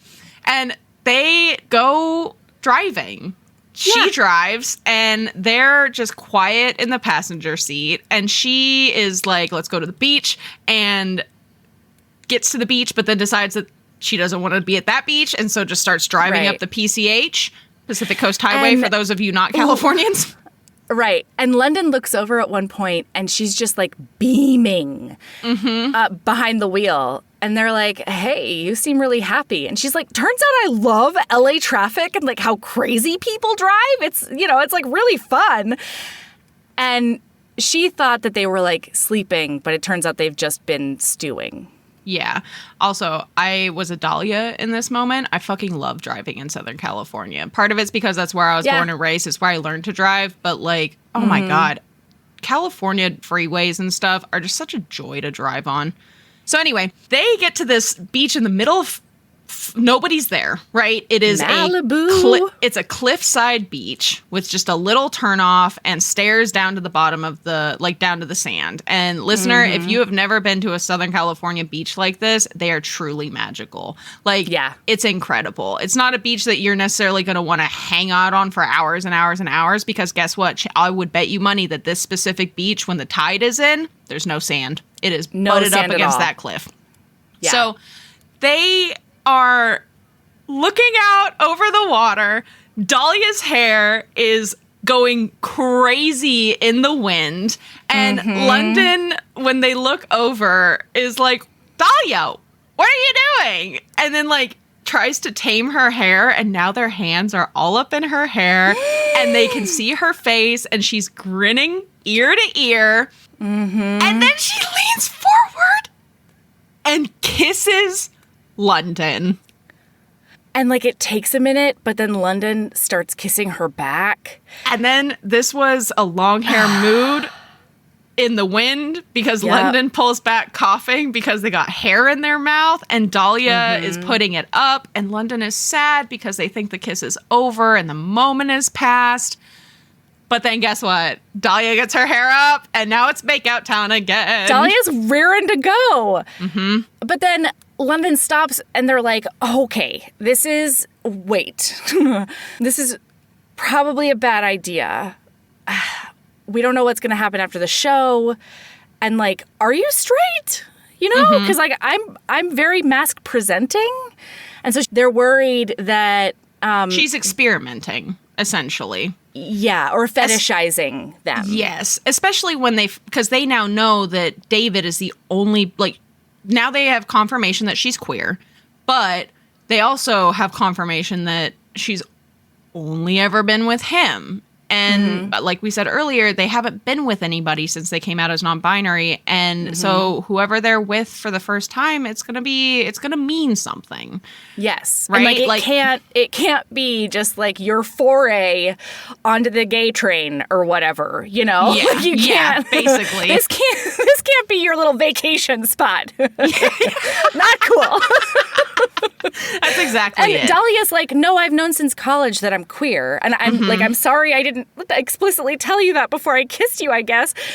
And then London's like, but it's a bad idea in general. Well, because specifically in their head, London thinks to themselves, I can't, they wanted to say, because even after that one kiss, I don't know if I can stand to be around you anymore, because if you kiss me again, I will literally never be able to stop. I will take you right on this beach. I will consume you until I know every inch of you. Once I start with you, I won't be able to stop. I need you in a way that can't be temporary. So they're realizing... This is in their head, though. This is not out loud to Dahlia. If only. Because Dahlia feels like very rejected. She's like, uh-oh, I fucked everything up. Yeah, no. if this had been an out loud monologue, this would have been a much shorter book. So Dahlia asks if they can still be friends, and London is like, yeah, sure. And then she's like, okay, I want to do something. And then she does fully strip down to her knickers and go jump into the ocean. You can close your eyes. And London's like, what? And then she's just naked. She's just got bra and panties on. Sorry. And then London is speechless, because when Dahlia gets out of the water, she's walking up, she's in her underwear, she's wet as hell, it's scrambling their brain, and they think that Dahlia has never looked more kissable, which is saying something, because Dahlia is always looking pretty kissable. And it's adorable. And like, isn't it hilarious that this is moments after you told them not to kiss you? Like, God damn it. I don't remember why I said we couldn't kiss. Yeah. Which, like, that's a mood. I've done that before, where like you shut something down with somebody, and then like 5 minutes later you're like, a terrible idea. Why did I do that? Past me was dumb. Why did I do? And like, how do you take that back? The answer is you both get really drunk and make out in the corner of the bar. But so Talia spends a little bit of time thinking about like how rejected she felt by London, but also realizing like London's right. Where do we go from here? We have completely different lives. I'm in one of those northeastern M states. They're in Maryland. Sure. But she's also from Massachusetts. Her family lives in Massachusetts. Yep. And then also there is a Maine up there. It's not in this book, but there is another M state up there in that northeast. There is another one. Uh-huh. You're right. Uh-huh. Yeah. Is that all of them? Maine, Massachusetts, Maryland. On the East Coast? Yeah. Yeah, I think that's on all the East of Coast. them. Yeah, my brain kept going Montana, and I was like, that's wrong. That's over near that's the other side of the country. Missouri? Missouri, Minnesota, Michigan. We have a lot of M states in the U.S. We do. We do. Look at that. Interesting. But yeah, so like, how can this possibly work? I live in Maryland, even though I hate my life and would be totally down with leaving Maryland. The answer's so obvious, Dahlia. This was the dumbest conflict in the world. Dahlia, you hate where you live. You don't have a job. You can move literally anywhere. And I think it would have been more understandable if she was somebody who liked a little life, like she liked comfort and safety and where she had always been. So like I could understand if she wasn't somebody who wanted to have all of these experiences that she didn't have when she was younger and like traveling and all of the so like in this scenario I'm like, Dahlia, you're a free spirit. You can do whatever the fuck you want. No, the only way this conflict makes sense is if Dahlia says, I can't afford to move. Which that makes sense. She didn't say it out loud, but the writing is on the wall, listener. Oh, yeah. Okay, so the next challenge, her favorite, Barbara, gets canned. Yes. Barbara goes home, and she's devastated about it.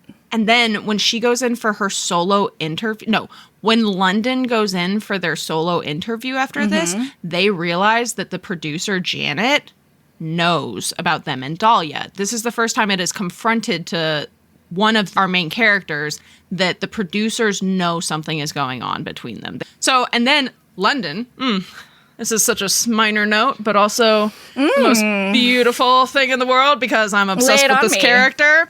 London hopes to get some good butch lesbian advice from Kath after their solo interview. And Kath is basically like, when you and Dahlia hugged on set, it damn near broke my heart. Because London almost went home. They were on the chopping block. And after they were saved, she just like launched herself at them. Yeah. And a little spider monkey. It was beautiful. And Kath is like, basically, take care of yourself, go after what you want kind of thing. And London take care of yourself, but also, because London specifically says she's never been with someone like me before. And Kath is like, hey, listen, take care of yourself, but if you want some unsolicited opinions, she seems like one of the good ones. So take that for what it is. And so London's like, that sounds like a green light. London immediately runs to Dahlia's room. Knock, knock, knock. Dahlia opens the door, and now they're kissing again. There's a super sweet lead up with like a caress on the face and a little smooch. And London pulls away because they made a list Sunday night about Dahlia. And all the things they don't know about her. How can they kiss her without knowing these things? And so they're like, what's your favorite movie? And Dahlia's like, how am I supposed to pick a favorite? Especially on the spot. And then they're like, okay, this one's easier. What's your favorite song? And the entire time, Dahlia's like getting up on them and like touching on, like, and like pulling off her shirt. And it's beautiful. Yeah. And then London is very aware that if they do this, they cannot be casual about this. Like, she's perfect, right? In London's eyes. Yeah. And then Dahlia says, I need you. And I need you to need me back. Yeah. London says, you have no idea. And then it's on, TM. And it's on. Great. It's so great. So they are like laying down on the bed and London tells Dahlia, you're perfect. And Dahlia's like, no, don't don't, like, they go back and forth, and she's like, perfect doesn't exist. I want this to be real. Mm-hmm. And London's like, okay, all right, let's go. And they stand up, they strip down very, perfunctorily, just totally naked. And then they're like, oh shit, this is the first time I've been naked in front of another person since I came out as non-binary. Mm-hmm. And Dahlia sort of clucks that hesitation and sits up and is like, hey, would it help if I told you the parts of your body that I really like? Mm-hmm. And London's like, yeah. And this is when I was a Dahlia, because Dahlia's real into those forearms. Yeah. Love a forearm.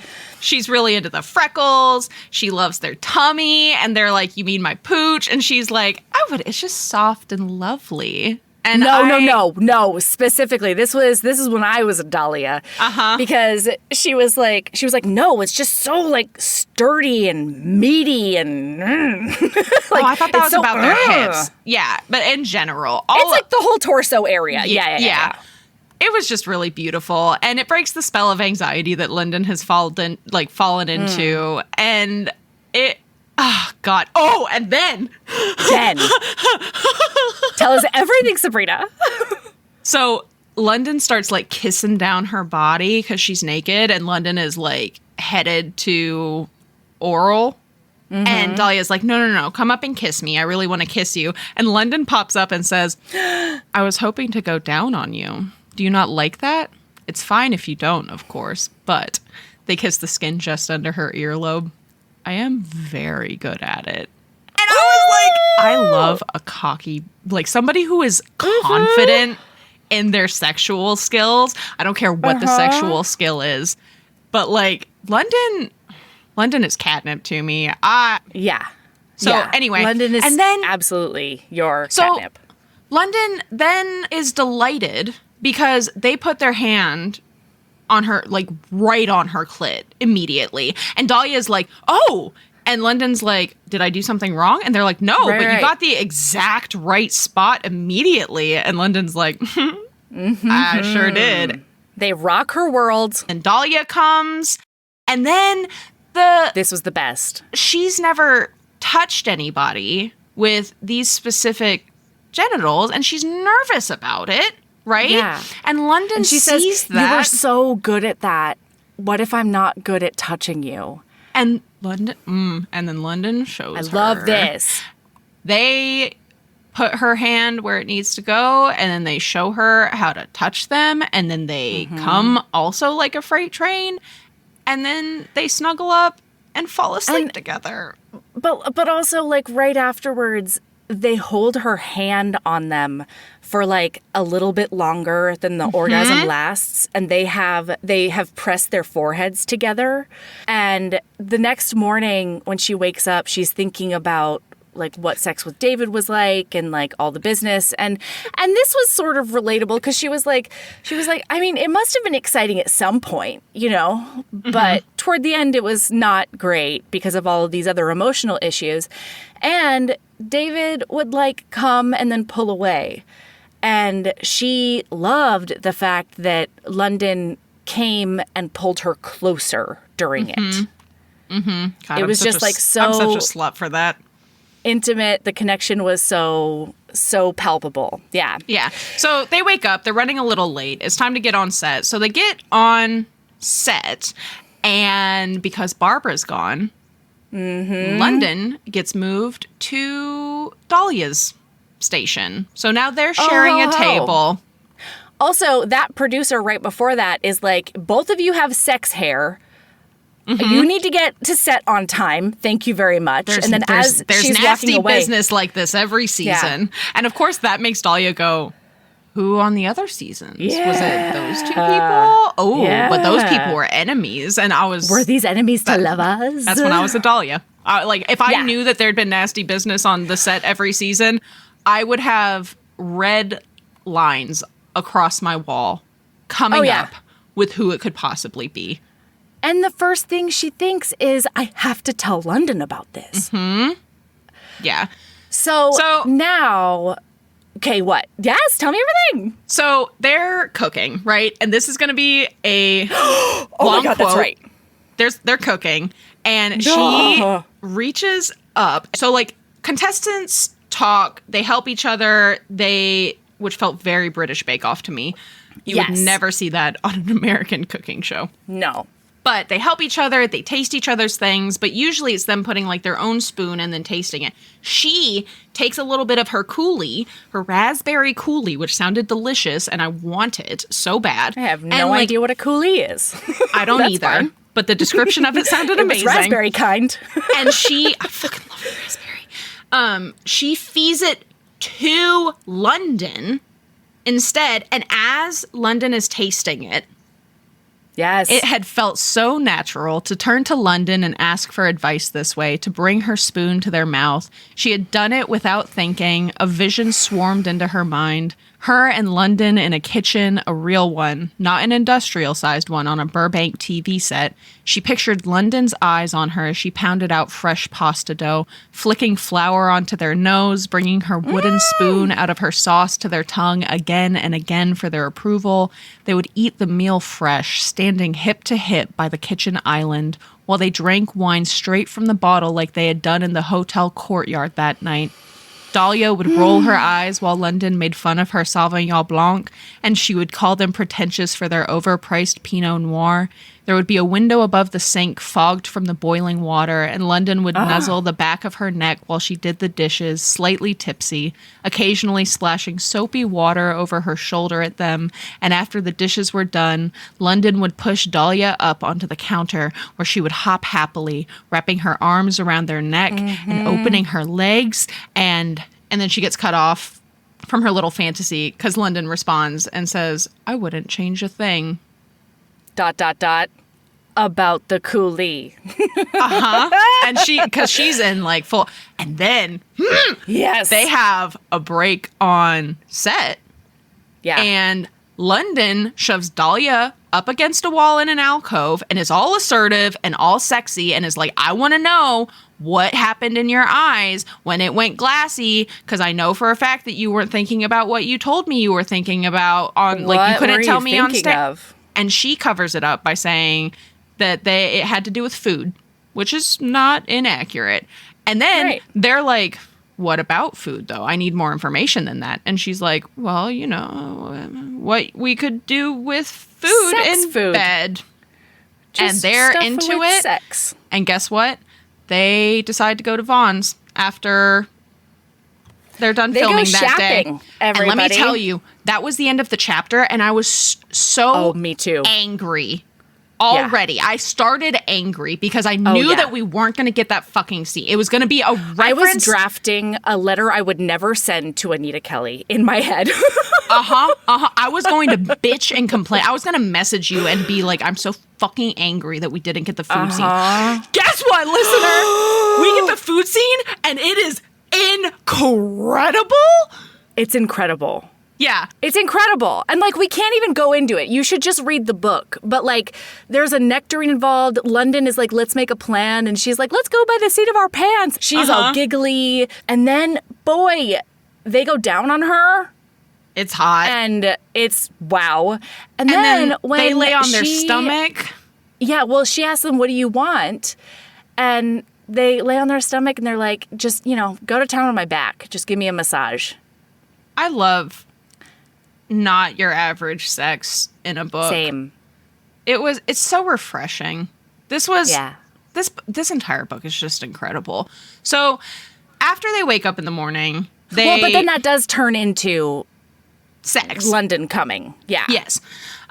So they wake up in the morning, they take a super intimate shower together, and she needs some time to step back and kind of get herself figured out, right? Mm-hmm. And so she asks if they can stay in their own beds that night. And she tells London it's because they're exhausting her, which is not inaccurate. No. But then she realizes when they get on set, this was a mistake because today is an elimination day and tomorrow is not promised to either of us. Yeah. So Janet, they have decided to really push the romance between them on stage, right? Because so Janet pulls Dahlia aside And she's like, hey, this Team Lizzie, Team London thing is really popping off. And we want you to lean into it a little bit today with something that's going to happen. And Dahlia's like, I'm sorry, what? Because I have been not on the internet at all this whole time. And they find out that Lizzie said some shit the first episode because London did well. And Lizzie said some shit about, like, being genderqueer or whatever, you know, whatever bullshit she was going to say. They don't actually say it in the book, and I appreciated that. Yeah, we didn't need it. No. And then since then, the internet has been, like, Team Lizzie or Team London. Yeah. And specifically, it's Team London with Dahlia on London's side, and it's Team Lizzie with Kari on, which it doesn't matter who Kari is, just another contestant. Kari is on Lizzie's side. And so basically what they're going to do is the winners of one of the challenges, their advantage for this round is that the three of them get to choose one person to get 15 minutes less on their cake cook time, one person who is not affected, and one person who's just safe. They don't, like, they're done. They're safe this round. They don't even have to finish the bake if they don't want to. Yeah. So the idea was that Dahlia would fight really hard for London. Kari would fight really hard for Lizzie. And then Janet's like, maybe think of some zingers about Lizzie, you know, so we can get some zingers in there. And Dahlia just, like, can't. It really gives her anxiety. Well, especially because as far as she's concerned, she and London, it's still private. Even though this is splashed all over the internet, it's being filmed, blah, blah, blah. Her relationship with London, the situation that they are in, for her it is a private thing, and she does not like the feeling of being used, essentially, for views. And so what ends up happening is she's conflicted. She's all over the place. She can't figure out what she's doing, but she knows that she doesn't want London to go home, obviously. She doesn't want London to have the disadvantage. And what ends up happening is Ahmed gets the disadvantage. Nothing happens to London, and then Lizzie's fine. And London... But these assholes have Kari say the disadvantage, and then they have Dahlia say the advantage. And so London and Lizzie are standing there, and he says, all right, Dahlia, who gets the advantage? And then London has to hear Lizzie come out of her mouth. And, like, that would have... I was so angry about this because I didn't realize, like, I thought that they each had a choice. You know, like, one person would choose this and the other person would choose that. And that Dahlia was choosing Lizzie just to fuck over the producers, you know? I'm so glad it wasn't that. Yeah. Well, because this was the compromise. Later, when we see inside of her head, Dahlia's like, I should have fought harder for London. Like, I feel really bad about that. And meanwhile, in the moment, London is like, what the fuck? I would have fought so hard for her to get the advantage and be safe. Yeah. And Dahlia, she was just all over the place. And she wishes in her head later, she's like, I wish that I had just gone against what my group chose. And I said had London just out said loud. London's name. Yeah. Well, and then the other thing that happens in this scene, when she's talking to the producer, is she realizes there is no Team Dahlia. Like, on the production team, there's no anything. So the producer says something about, like, oh man, wouldn't it just be a narrative perfection to have a Team Lizzie, Team London final? And Dahlia's like, wait, but that just assumes that nobody else could win. Up there. Yeah. And the producer's like, oh, no, trying to placate her. And then they're like, you go get him, champ, basically, when that meeting ends. And so Dahlia's like, oh shit, nobody's even thinking about me as a contender. There is no Team Dahlia. Yeah. It was really sad. Dahlia, that's not true. London is Team Dahlia. London is Team Dahlia. Except for right now, because they're very confused. Yeah. And then, so Dahlia apologizes. London forgives her. And they were this was just really sweet to me. So London always thinks about how Dahlia smells like coconut and peppermint. And their cake that they made is a coffee and peppermint cake, which sounds fucking delicious. Yikes. Yeah. And London is like, I made the cake for you. And she was like, but I don't like coffee. And they're like, yeah, I'm the coffee you're the peppermint. You taste like peppermint. Oh my God. So then they do go their separate ways. They sleep separately that night. So then the next day, London's like, I really thought I was going to be the first one to break. But turns out she texted me being like, I miss you. Mm-hmm. Then they end up watching rom-coms all day and eating ice cream in bed and snuggling and stuff. And there's one point before Dahlia falls asleep where she says, I'm going to disappoint you. I disappoint everybody. And then boom, lights out. She goes to sleep. And London is like, I don't know what to do with that statement, you know? And then this is just a comment because it's going to come back later, very importantly. Yeah. London finds out that their dad is being a big ol' asshole at home. Oof. About the fact that they came out live, like that they're out as non-binary on live television. So they... Oh, God. So we zippy zap to Monday. It's after the set, and they sneak back into the ballroom and slow dance to Sam Cooke. Mm-hmm. And it's adorable. And London then confesses to her about how their dad doesn't use their correct pronouns and never has. And she's super pissed. And then, importantly... suddenly, Dahlia really couldn't breathe. Yeah. Oh, God. She had known this for a while, probably. Maybe she didn't know it the last time they were out here in this courtyard, but at some point after that, maybe the first time she'd actually pressed her lips to theirs, maybe that morning in the shower after the food sex, this weekend probably, when they'd gone to bookstores and museums, and London had gotten a slight sunburn, and she'd been happier than she could ever remember being. But right now, as London took a step toward her and she could already anticipate how their lips were going to feel in a few seconds, she knew. When London had asked her a few minutes ago to tell them things, anything that bothered her, she knew they meant it, and she knew she wanted to tell them anything and everything. When London had told her about their dad, she felt an urge to protect London with her life, to battle anything that ever caused them harm, because she loved them. Oh. And she suddenly realized that she loves them. And then they go out to the courtyard and she says to London, fuck me hard and dirty. Right here. And then London says, only if you scream for me. Let everybody know. And then they finger her and go up on her. Go up on her, yeah. And they collapse in her arm, or she collapses in their arms. Mm-hmm. And then afterwards, this got me real hard. While they're cradling her, they go, Dahlia, my Dahlia. My Dahlia.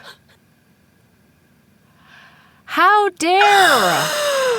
Oh my God. But I do wonder, I was wondering here, because this is from Dahlia's perspective, and I can't remember the exact verbiage, but I think she said something like, they were going to get off right here.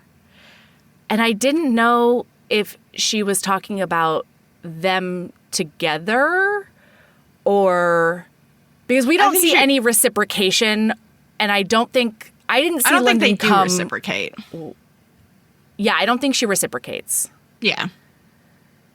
And that happens a couple of times in this book, which I don't know that I loved, but it was okay. I think she refers to herself as they in the third person. Because it's a third-person book. Oh, where she doesn't reciprocate. Yeah. Oh. I think... It happens in the epilogue, too. And I think it does make sense for the character. I think that this is not explicitly stated, but if we're coming at this from, like, BDSM terminology, London is definitely a pleasure top. Interesting. Okay. Like, I think that they don't necessarily get off, but they get enough sexual satisfaction from giving her pleasure that...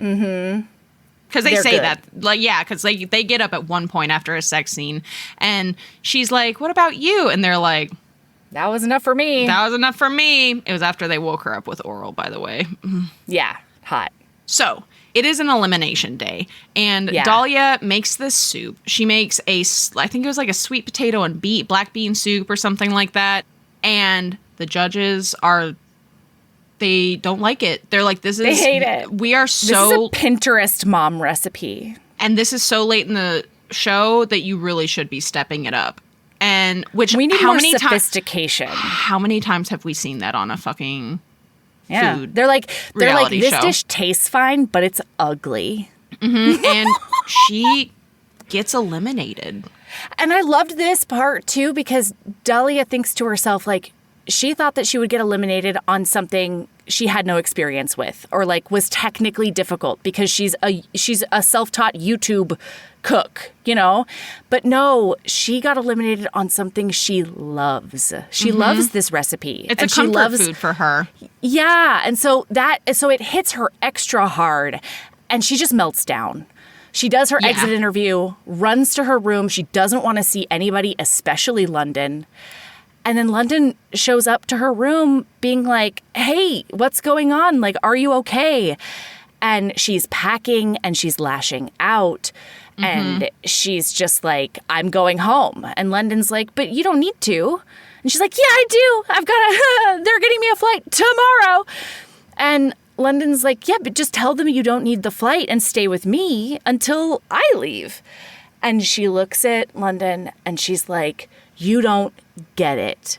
You're not leaving. You're going to be in the final. Like, period, the end. And London's like, okay, then stay to the end. And then we can, you know, like, move to Nashville. Come to Nashville. Like, because Dahlia says, I don't know how I'm going to pay rent next month. And I feel so stupid right now for quitting my job and doing all these things. And so then trying to problem solve, London's like, then come to Nashville. London says the worst possible thing that they could say in this moment, which is come to Nashville. I don't know. I didn't have a lot of sympathy for this. I can understand both of them. Like, so she is emotionally volatile right now because something that she worked so hard, even though she didn't really think she had a chance of winning, she believed in herself enough to quit her job and come out to LA for a month and a half, potentially. But, like, she can get that job back, like, immediately, right? She's a copy editor at a small paper. Yeah. They'll be like, yeah, sure, come back. It's just, it boils down to this thing where she's like, the only thing worse than being kicked off right now is me coming to Nashville because I have no other options, like a lost little puppy. Yeah, she says the only thing worse than not winning would be to follow you home like a puppy because this whole thing was me coming to do something on my own. And then London says, well, then I'll go to Maryland. And no, London says, I don't think that trying to be with me would be the worst thing in the world. Yeah. Because you can see that statement from both sides, right? If I was London, I would be devastated. I would be gutted by that This comment. is a really well-written scene because I could see both of their... I would be both of these people in this scene. Yeah. And then London does that, I don't know that I would be brave enough to be like, move in or I'll move in.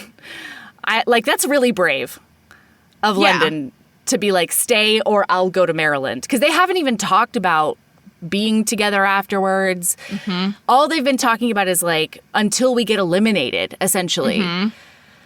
And she is basically like, no, you can't do that. You can't throw away all of your dreams and you love Nashville and blah, blah, blah. And then she makes some harsh comments about how maybe they were both stupid for trying out.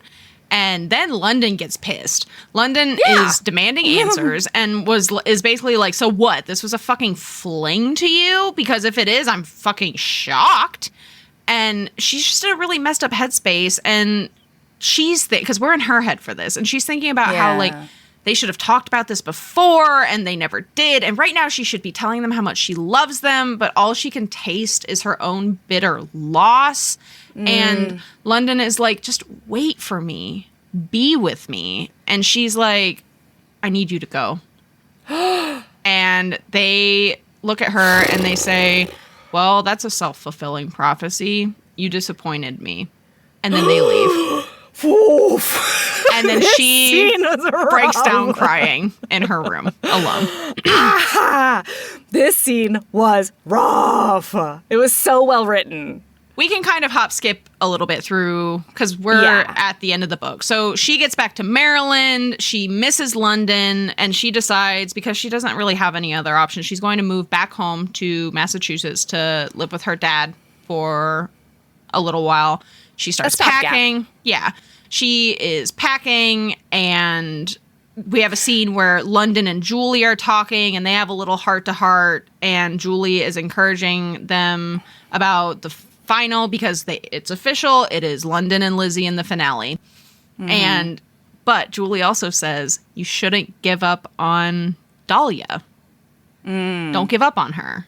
And they can't stop thinking about each other. And then we have some stuff where Dahlia has like a makeup with her mom, and it's really sweet. Her mom helps her pack, and it confesses a bunch of things because Dahlia has always thought that her mom was really disappointed in with her for divorcing Daniel because she really wanted grandkids and all of these things. And so she's been operating under the assumption that her mom is mad at her for divorcing her ex-husband.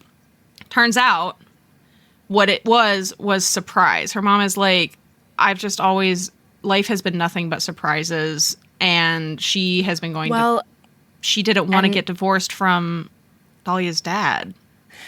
And this hit me as a mom because she was like, you told me that you were getting divorced. And then I realized that you were the one who asked for the divorce.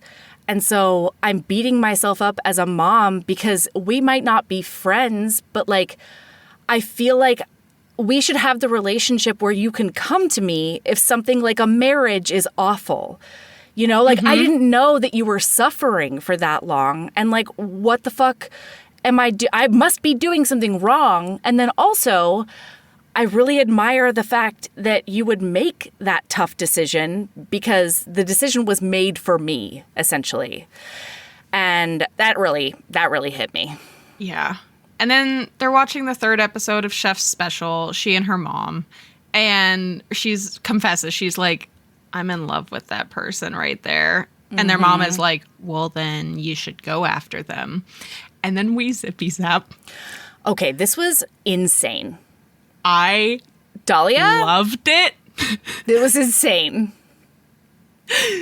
London gets back to their hotel, and they have a package, and they realize it's from Dahlia before they even open it. And when they open it, there are 2 Tupperwares in here.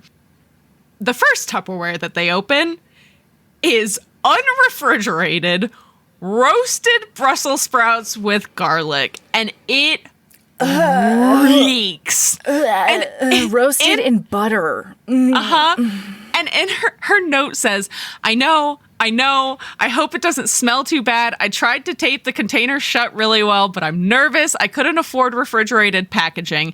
If it's awful, you only have yourself to blame. I'm so sorry, London. You don't know how sorry I am. You're the only chef I'm rooting for. See you soon. XOXO. And the other Tupperware is Rice Krispie trees, which, surprise, surprise, made it on this unrefrigerated journey just fine. But it was so cute because it's both of their comfort foods. Yes, absolutely. Here's the thing, listener. It was unhinged, though. Yeah, one of Dahlia's primo love languages is grand gestures, because the grand gestures are not over. This would have been the grand gesture if I was Dahlia. Like, this is the, where I'm reconnecting with you or whatever. But then, like, Dahlia goes bananas later. Anyway, so London is in the final with Lizzie, Team London, it happened. And they are online again.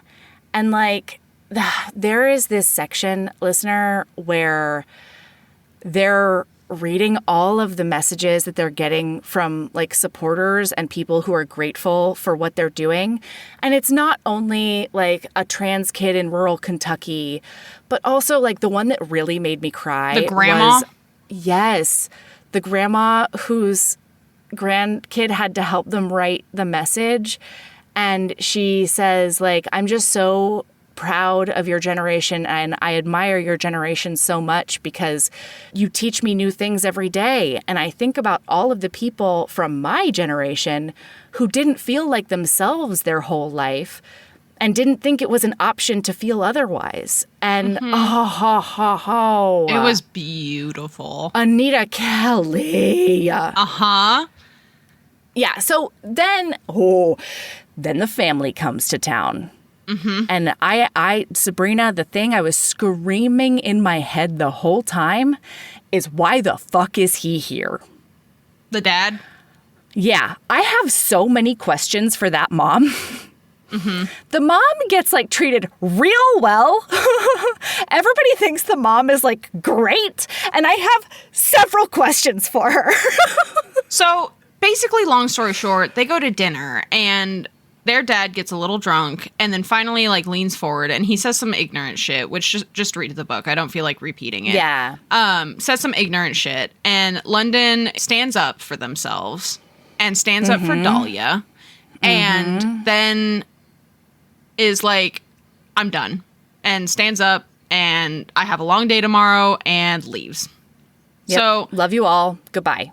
Yeah. And then there's a scene where they sit in the hotel bar with their mom and chat for a little bit. And their mother, most importantly, is like, do you want me to keep your dad away from filming tomorrow?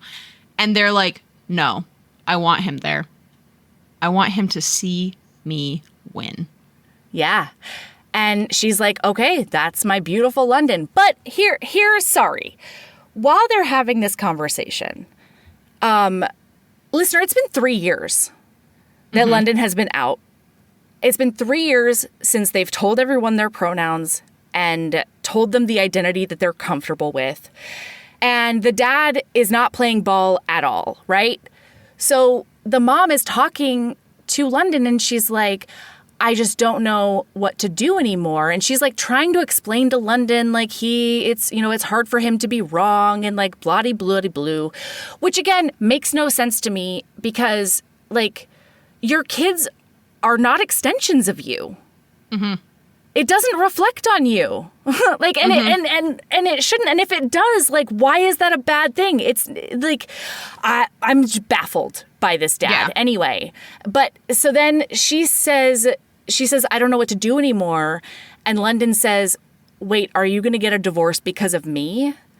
And the mom wonderfully grabs London by the face and is like, if my husband can't get over this and act right, that has absolutely nothing to do with you.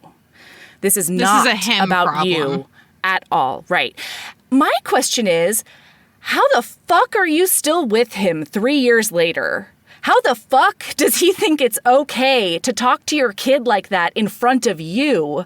Mm-hmm. And why the fuck is he here?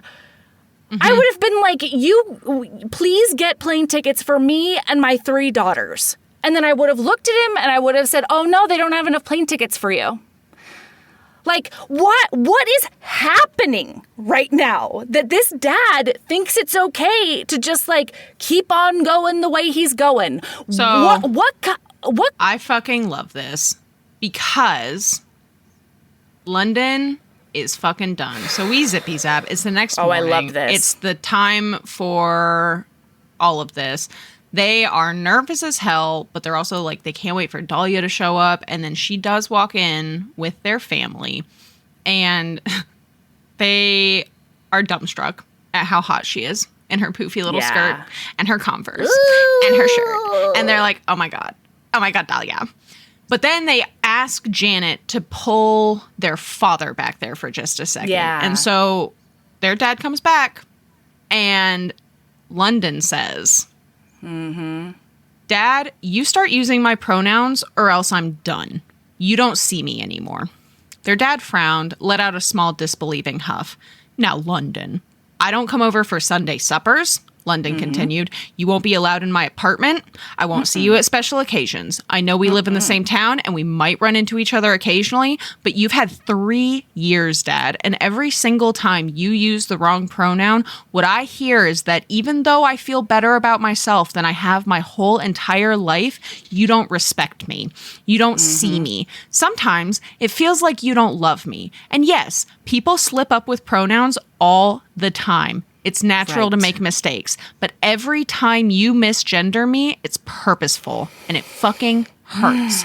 London took a breath. No matter what happens, whether I win or lose, don't find me after the show. I don't want to talk to you again until you decide. And I want you to take your time. Take this as seriously as I am. So, I'll see you back in Nashville, Dad. Or I won't. Or I won't. This was so wonderful. I can imagine. I admired them so much. Oh my God. That is. Confronting a parent like that and basically giving them an ultimatum on whether or not they're going to be in your life, it is so hard. And the thought that London was 26 when they did this, that is so young to me. Like when I could not have done that at 26. It took a lot of years of therapy to be able to like confront my parents about things. You know what I mean? Like, oh God, I love you, London. Yeah, it was completely wonderful. I think I'm glad that it all worked out so that London could have this moment with their dad. But you're just still like, from a mom to mom, like how do you sleep in the same bed as that fuck? How? Hey, we don't know if they sleep in the same bed. Okay, how do you live in the same house? Like we know that. Like what? How? 3 years and you're still with him? Mm-hmm. I don't know about that. I don't understand that at all. Sorry. I know it happens.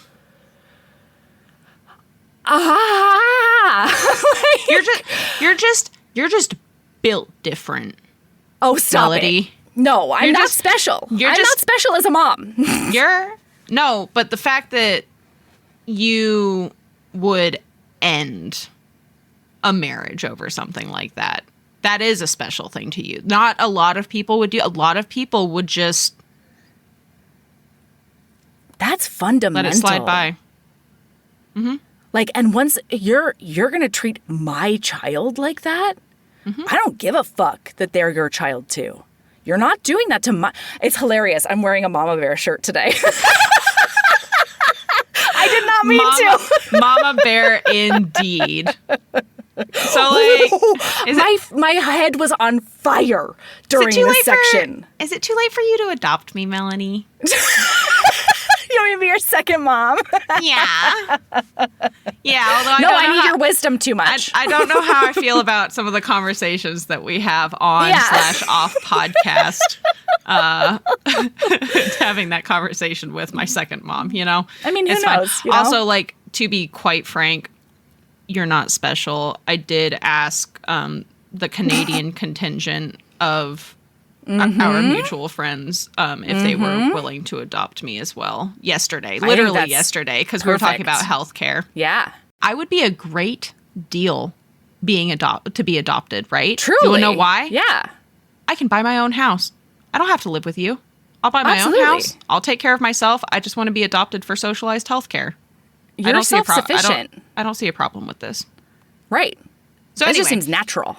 We're just gonna cruise through this. It's the fucking finale. Everyone's watching. Dahlia is literally like chewing her fingernails to the nubs and freaking out. Yeah. She's more nervous than London is. Yeah. And they get their cooking done. Win. And London wins.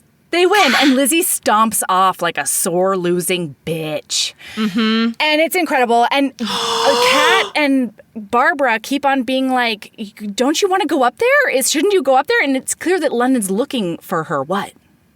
Yes, you can finish. Tell me about tell me about your big eyes.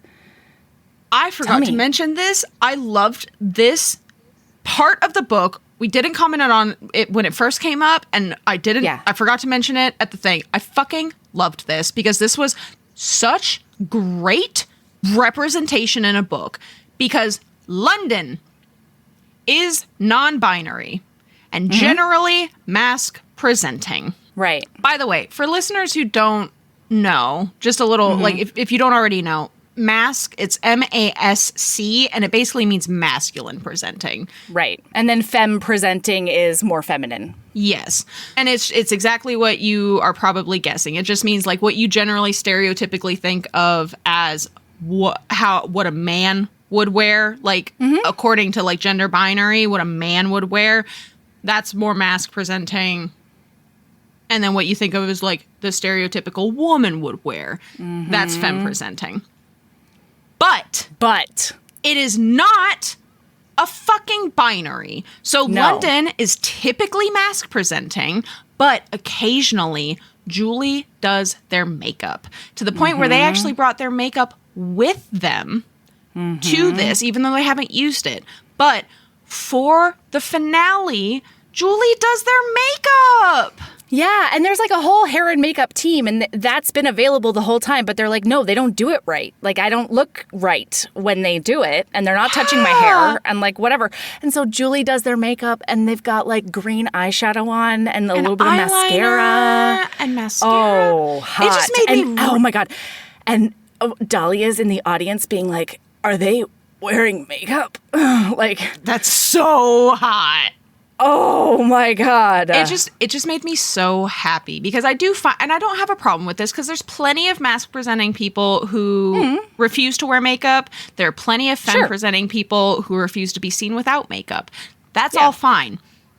But it's not, you don't have to sit just because you generally present as a gender role, right? Mm-hmm. And this happens a couple of times in the... Listener, read the fucking book.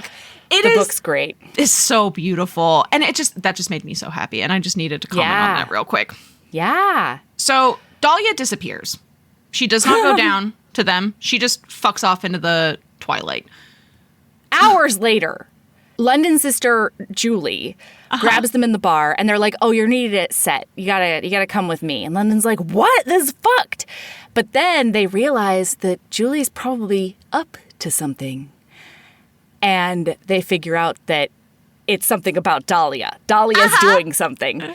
And Dahlia has cooked an entire barbecue feast in the couple of hours that they've been, like all day, but the couple of hours. And it's like on the set that they cooked on.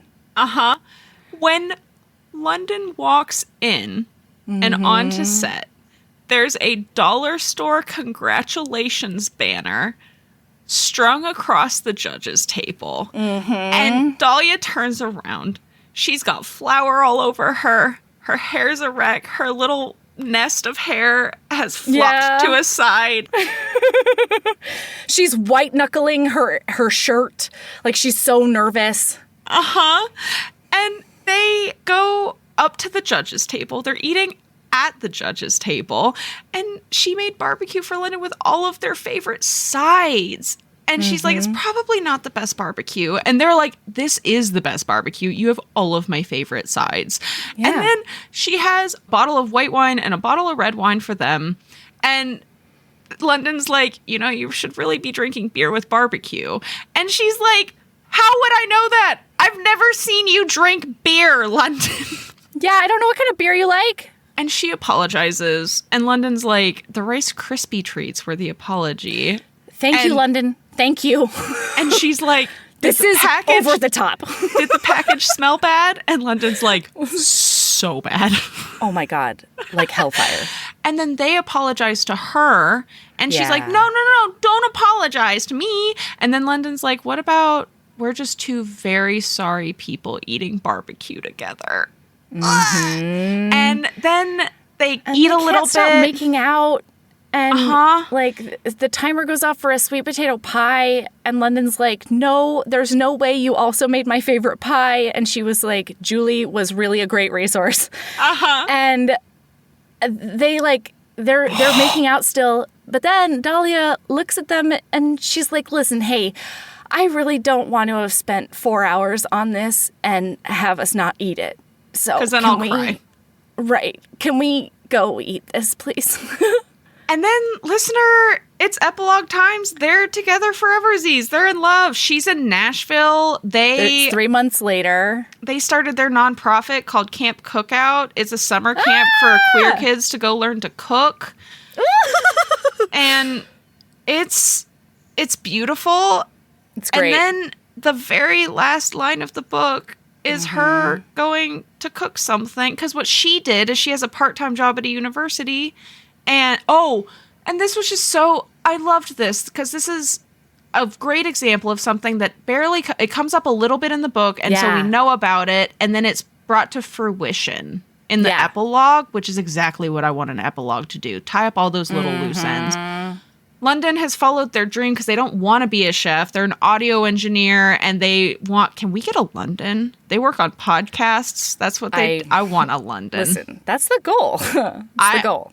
I want London specifically, though. Anita Kelly, who inspired do you know somebody? Who inspired this character? Are they an audio engineer? Are they an audio engineer? For this one? Except the London wouldn't actually work because they want to work with music. They miss that thumping bass and like that. And so they started their dream job, and Dahlia's working part-time.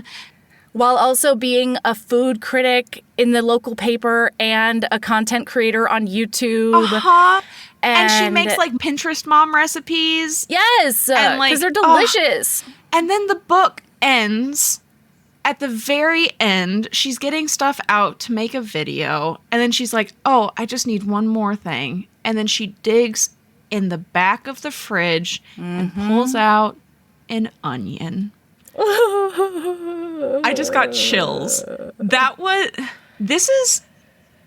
I can't think of a single thing. Like, and this is uncommon. And usually there's a couple of loose threads where I'm like, but what happened here? You know what I mean? Like, but like this thing never got and there's not really a thing in this book where I'm like, damn, I really wish, except for the cow thing, which I'm going to message Anita Kelly about.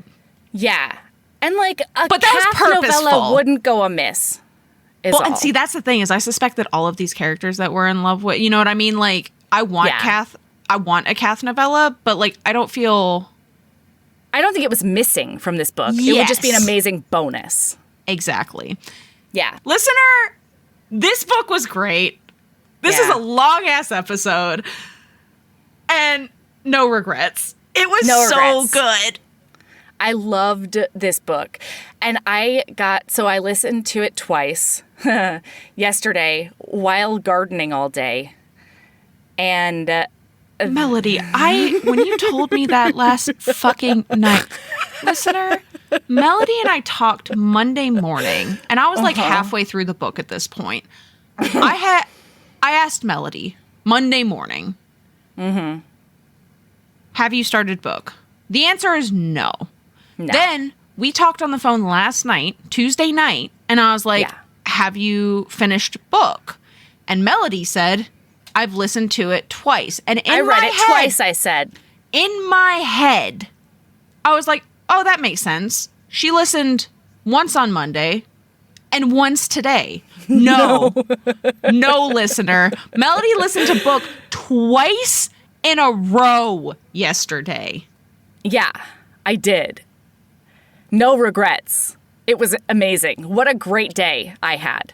Well, because we're having people over and I wanted to... That's my lady love, actually. My lady love is... Hey, Melody. Get your projects done. What's your lady love? Yeah. Hey, do you have some projects that are halfway done all over your yard or house?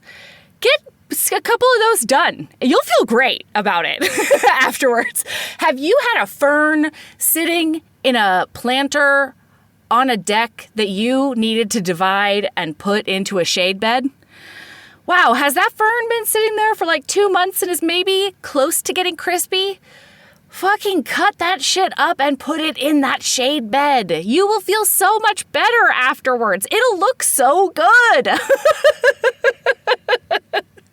So, yeah, that's my lady love. And that's basically what I did. I was killing 2 birds with 1 stone. I'm reading the book for today while, cleaning out my entire garage and making a metric fuck ton of mulch out of cardboard that I needed to get cleaned up so my yard doesn't look like a literal dump.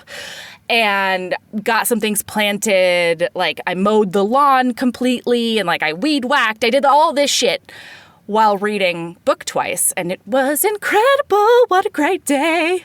Also, Sabrina and I did also talk at around 9:30 last night, and at the end of the conversation, I found out that Sabrina could hear my trowel while I was working, and she said, it's 9:30, that's dark times where you are. How is that happening? And then she remembered that I got myself a headlamp. Yeah, I didn't actually need Melody to explain anything because the minute I said, I was like, you can't even see. And then I was like, oh, no, she can't see. There's a headlamp involved. I'm almost positive. I love you. And I love the dedication that you have to the things that you love and the things that you enjoy. Yeah, I'm a nutty person. Okay. What's your lady love? My lady love is, so to give some context, I'm sure this is going to be very, very shocking. This is going to be surprising to literally everybody. But I have a tendency to borrow worries. Oh, no. In the sense that I will think of all of the ways that things can go wrong and I will worry about it until I start it. So my lady love is just fucking do it. Yeah. Because I've mentioned a couple of times, I am in the process of preparing to move, which is complicated because I am 30 and I have 30 years worth of shit. I own a home. I plan to own my next home as well because I'm not fucking paying those rent prices. Sure. I have been there's a lot of reasons for me to be anxious about this move, but also like it needs to happen. And I have been, since making the official decision to move, it's been about 2 months since I have officially made the decision, right? And so I've been contemplating it for a long time, but okay, this is a thing that's happening. I need to start planning. I have been borrowing worry about it for 2 months. Yeah. And then last week I suddenly realized, oh my God, next week is July. Yeah. Yeah. Usually we don't say things that make it super clear when we're recording, but it's July. It's the first week of July right now. And I realized last week, oh my fucking God, I want to move in September, which means I have 2 months. That's no time. I have 2 months. I have 2 months to sell my house, buy a new house, figure out moving, because I'm at a point in my life where I have too much shit to be comfortable with making my friends do it for pizza and beer. Sure.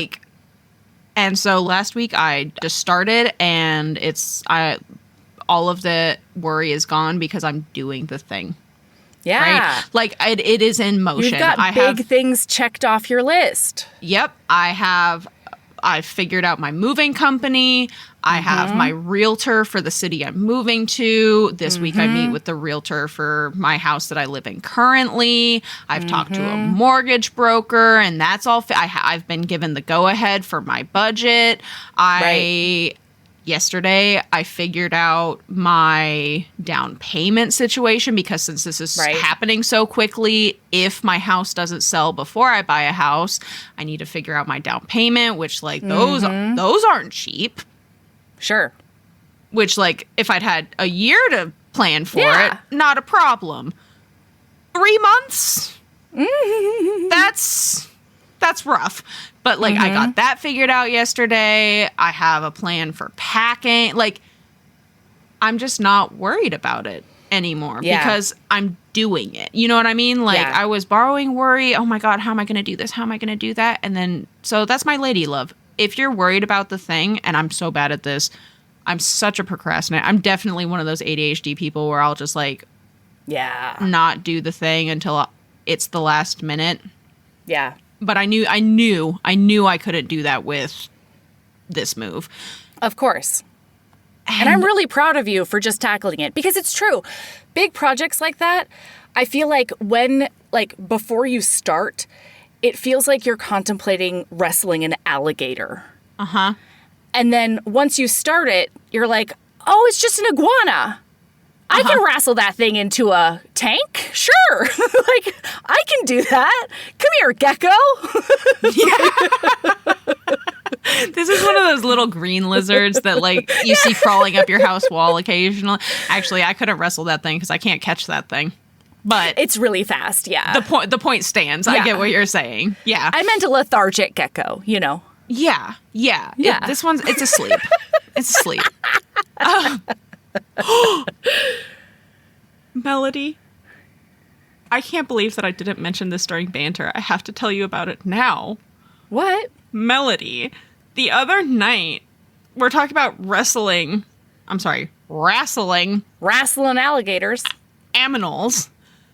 I opened my door to go throw something in the trash, and it's nighttime, and a bird flew into my house. It took me like 15 minutes to get it out of my house. It shouldn't be flying at that time. What a confused bird.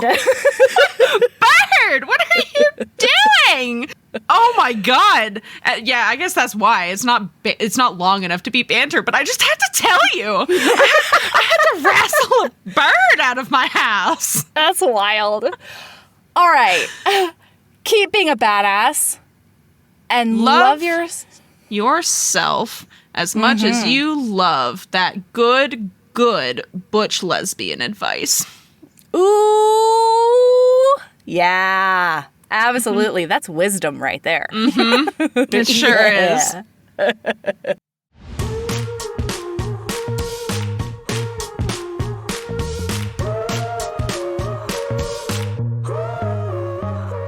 Heaving Bosoms is produced by us, Melody Carlisle and Sabrina Bradley. Editing is done by Melody Carlisle. Our theme music is by the incredible singer-songwriter Brittany Fonts, and our art is by ultra-talented author Kate Pryor. If you like our show, remember to follow us on your favorite podcast app, rate us 5 stars, leave a nice review, and of course, tell all your friends about us, even if they don't read romance. If you want to get in touch, you can email us at heavingbosoms.podcast@gmail.com. If you want more of us, visit patreon.com/heavingbosomspodcast. You can also find us on Instagram at Heaving Bosoms, on TikTok at Heaving_Bosoms, and in our Facebook group, the Heaving Bosoms Geriatric Friendship Cult. Head over to our website to sign up for our newsletter, get our Reading Embrace printable, and check out my audiobooks at heavingbosoms.com. All right, we'll be back next week with more swoons and snark. See you then.